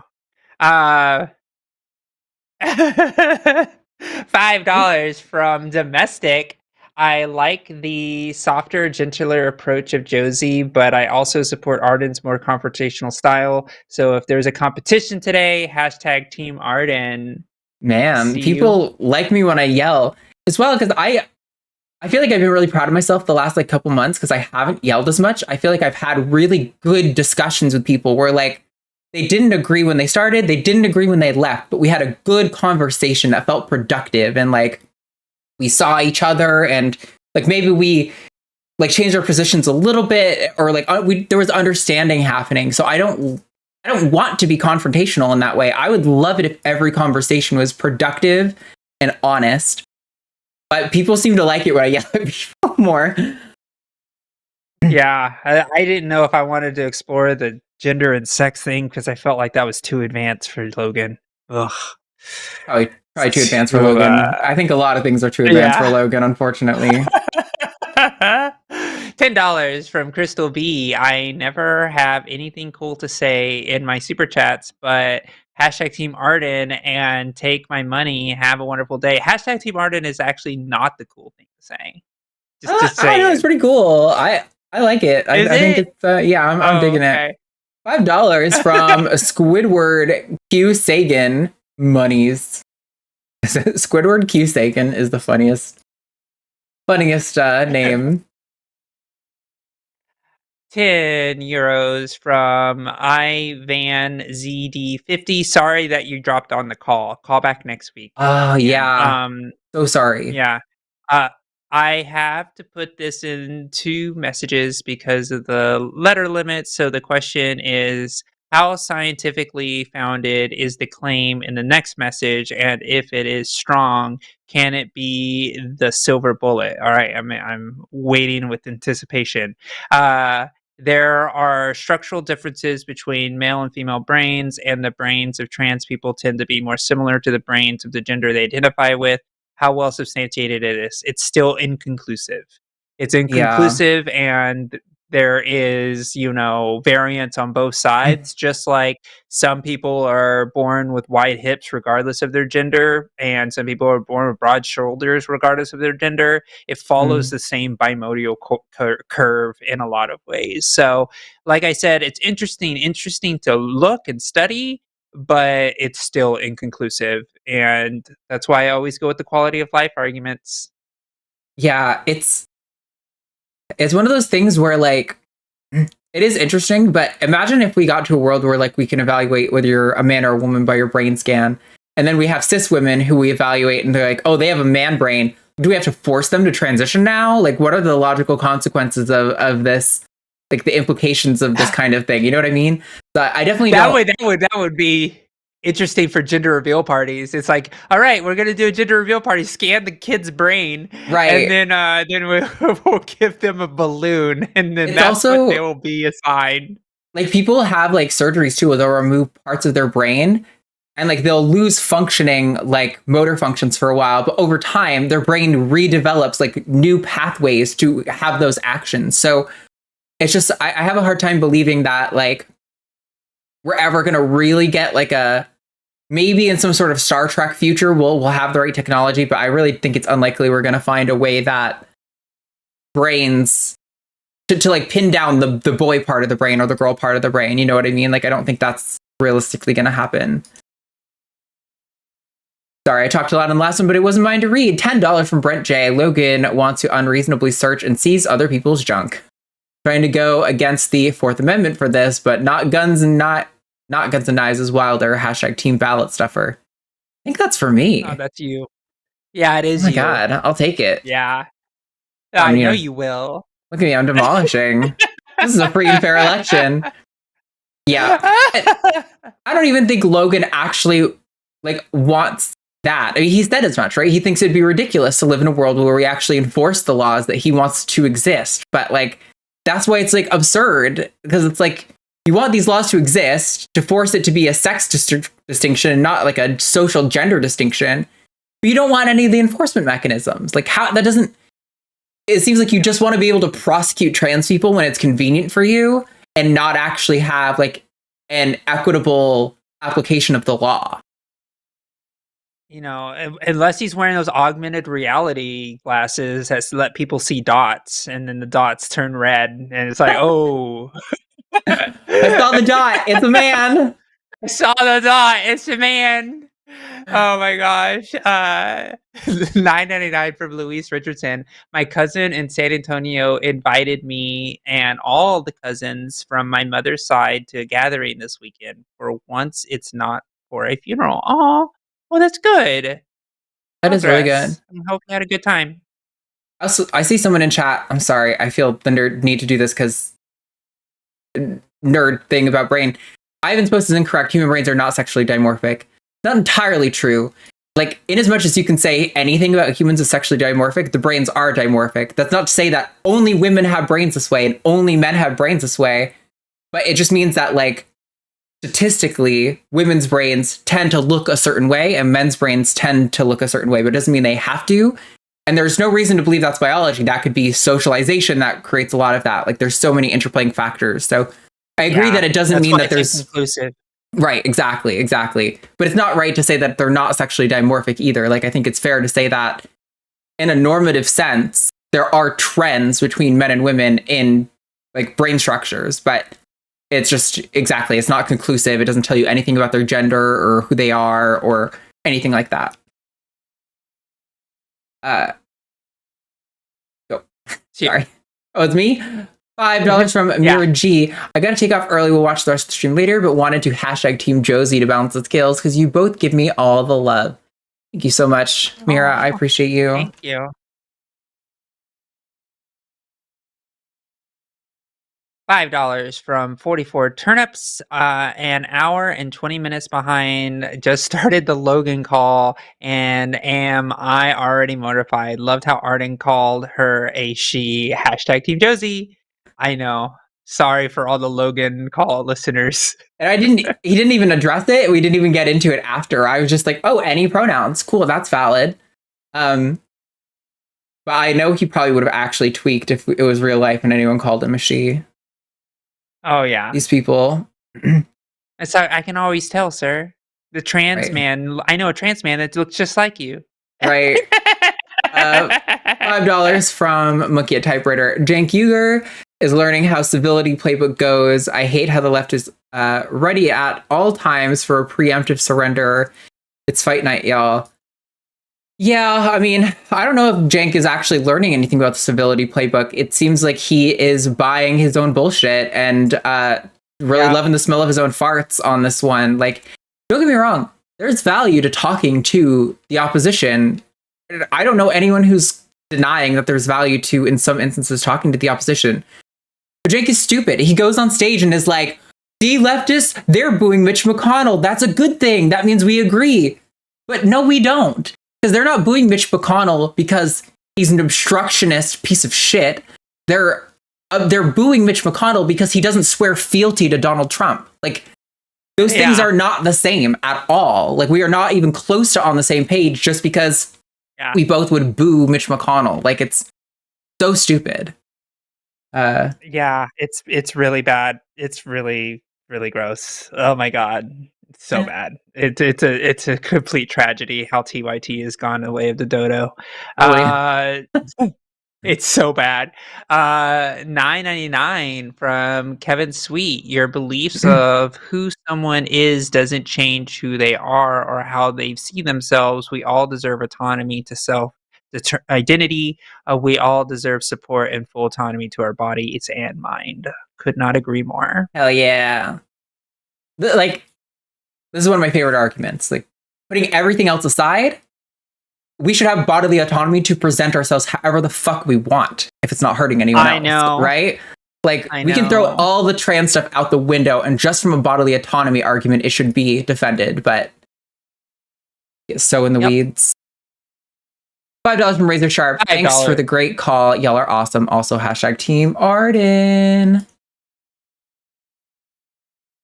$10 from Travis Foster. I'm a straight white guy with a trans daughter. She went to the bar for the first time as a woman and encountered a handsy guy. She is very upset and I don't know how to handle this. Oh, that sucks. That story went somewhere that I was not expecting.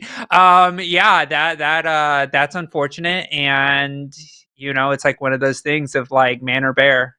Like it's like True. You know, it's like I had that happen to me at I was at a club and a guy got a little handsy and I was like, I don't know how I feel. Should I feel affirmed or mortified? I feel both. It's a very complex emotion. Yeah. As far as to handle it, just be there for her. Yeah, just be there. Yeah.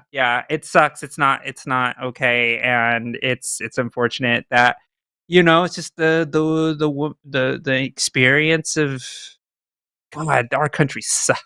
The world sucks. It's like it's just expected. Every woman expects to get freaking assaulted at some point. It's terrible. Terrible. That's why I don't go outside. Just kidding. A little bit. $10 from Brenda. We all survived urinating next to trans people in public restrooms. Since they're just trying to survive the same situation, they don't recognize that they've all been forced on this planet by others. Yeah, I mean, until legislation popped up in the last 5 years that tried to restrict our access to bathrooms, we've just been using them without a problem. Like, There I is know. no problem that exists until they manufactured one. And Logan's like, it's already illegal. It's like, no, it's not. It's like their worldview is so ingrained that they literally think that it's already the law. I mean, and there It's are some like- states, like I think it's No, I only in government buildings in certain states. There are no blanket bans in non-government buildings yet. oh Like, it's just not possible. Yeah, when I was the flying, government only has. sorry, go ahead. Well, I think because airports are part of the government administration, like it's part of FAA. So I think they have some jurisdiction over airports and the way that they're things, but in reality, like if you were at a diner and the cops called the cops anywhere in this country, and the cops were called on you for using the wrong bathroom, the cops would just be like, "They just Get don't out. want you here. Just leave." Yeah. They wouldn't arrest you. They wouldn't ticket you. There's no law that does anything. It's just straight up like this person. It's not a law. You can't do this. It's still not deemed. So like, yeah, it's like, yeah, it's still scary because you can be assaulted by random humans. But like in reality, there are no laws that stops us yet. Yeah, I guess that's a confusion on my part. Unless it's when I was going to Rhode Island in December, I had to fly through Charlotte, and North Carolina was the first state to pass a trans bathroom law, which is still on the books. And I was under the impression that it was statewide, but I might just be wrong on that. So yeah, that's good to know. I will double check. I still thought even if it was a law, I still was under the impression that the cops would just be like, "Get out!" Like that. They were like, I didn't think I was going to get dragged out and arrested or anything, that's how right? it is. So. Yeah, that's basically how it would be, because the cops are just wanting to de-escalate, so they're just like, "Can you just leave?" They're just shooing you off the property, which is still, yeah. So $5 from domestic, okay for Katie's occasional return, and hashtag Team Arden. Thanks, domestic. It'll be interesting to see how Katie and I work together after a while not doing a show together. I mean, we talked recently on the phone for a while, and I think it's probably going to be very similar. But I don't know. She took a break, so maybe her style has like changed a little. You know?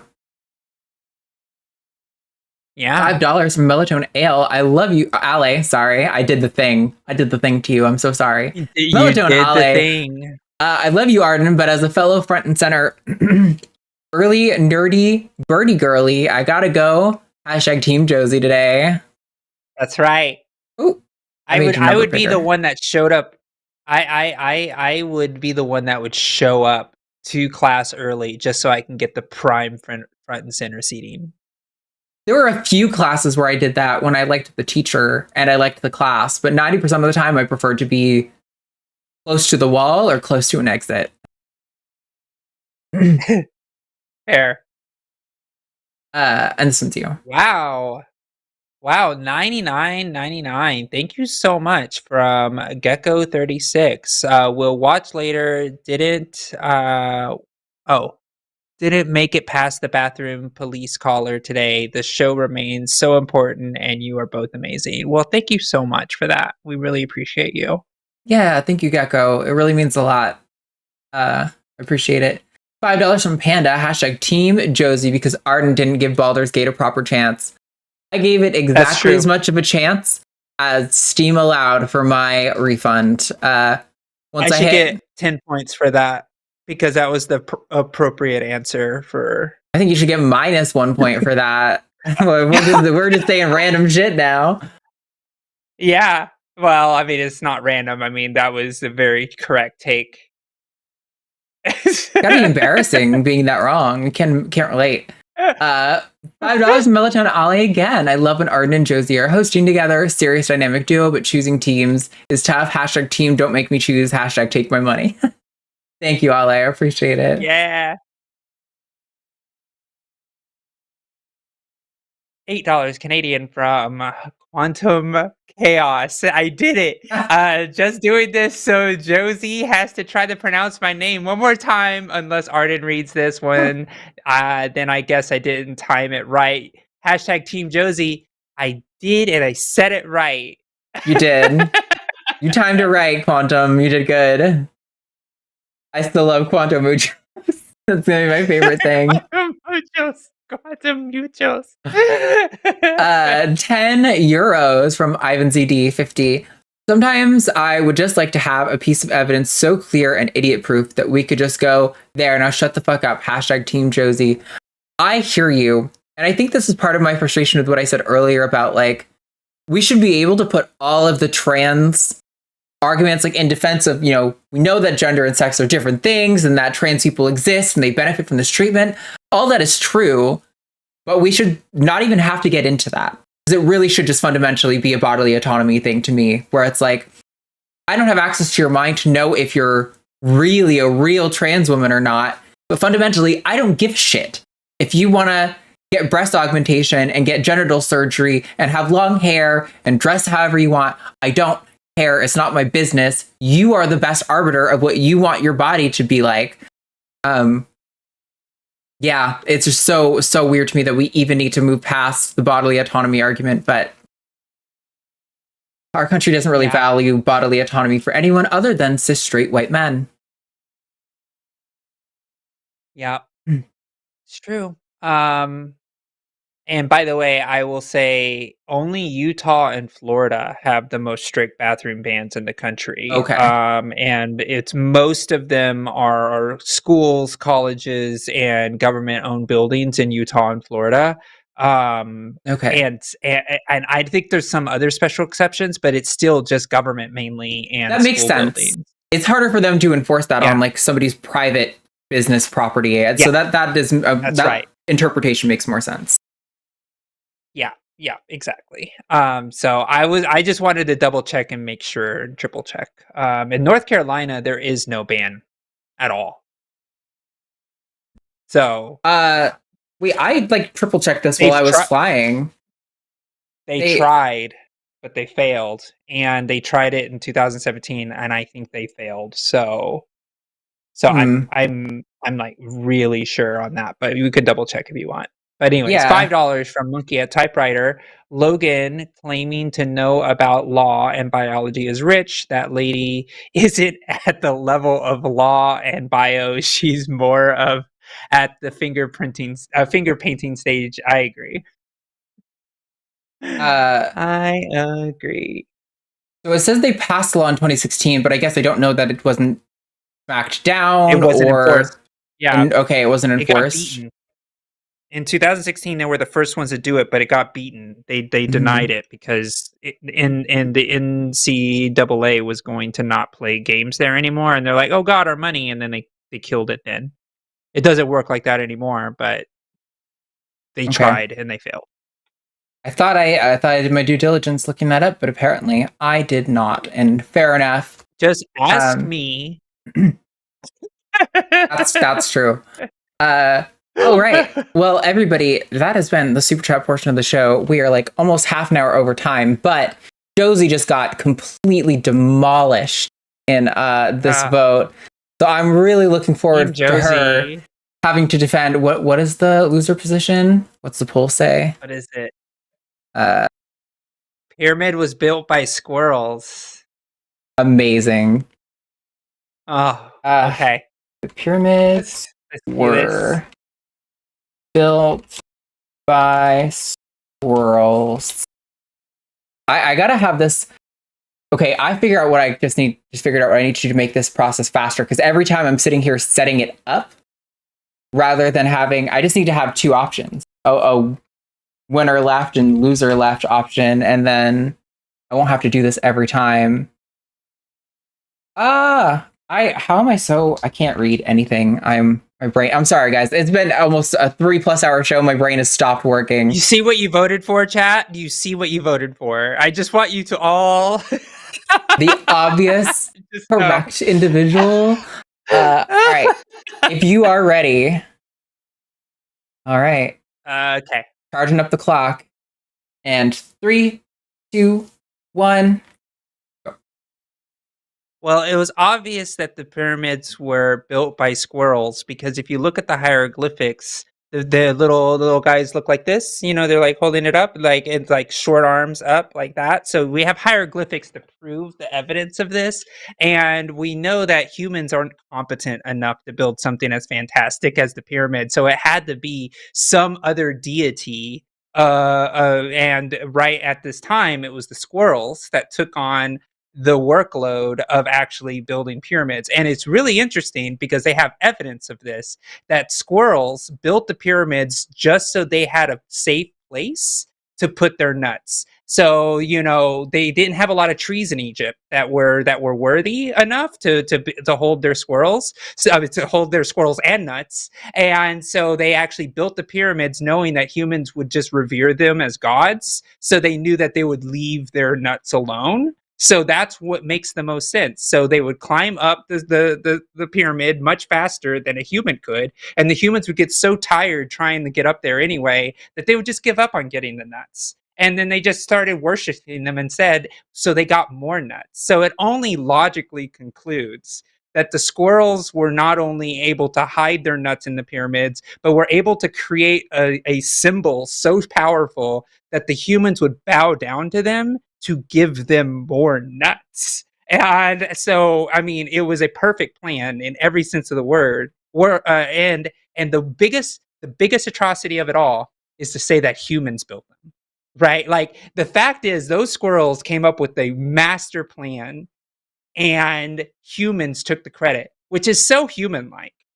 Obviously, squirrels are the ones that are ruling the world right now, and they're all deity power, holding and keeping all of the truth in their knowledge.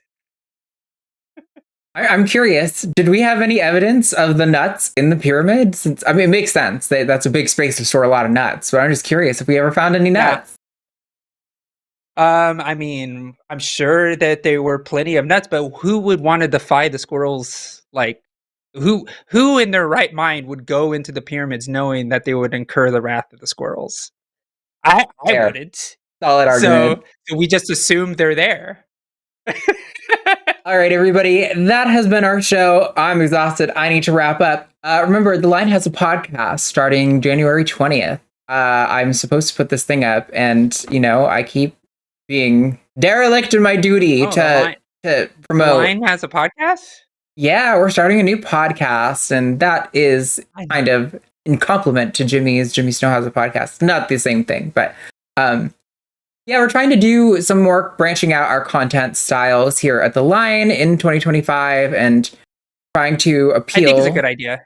Yeah, I think we're also, all of us are getting a little tired of calls. We made a commitment that all of the shows on here would involve calls in some capacity. So there's always going to be that audience engagement element, but it's not going to be like exclusively full-length call-in shows anymore. Well, at least that will be the one exception. So with that, everybody, thank you. And go to our Patreon or some shit. I don't know. Yeah. I don't know what you're still doing here. You would have already known. You would have already known that there was a podcast, and we didn't have to feed you that information. You would have already knew and been on the Inside Cool Club. But, so be a part of this list. Obviously. That's right. You would have already known, and your name would have been on this list. But now, no one will ever know that you could have known. You'll never know. You could have known. Bye, losers.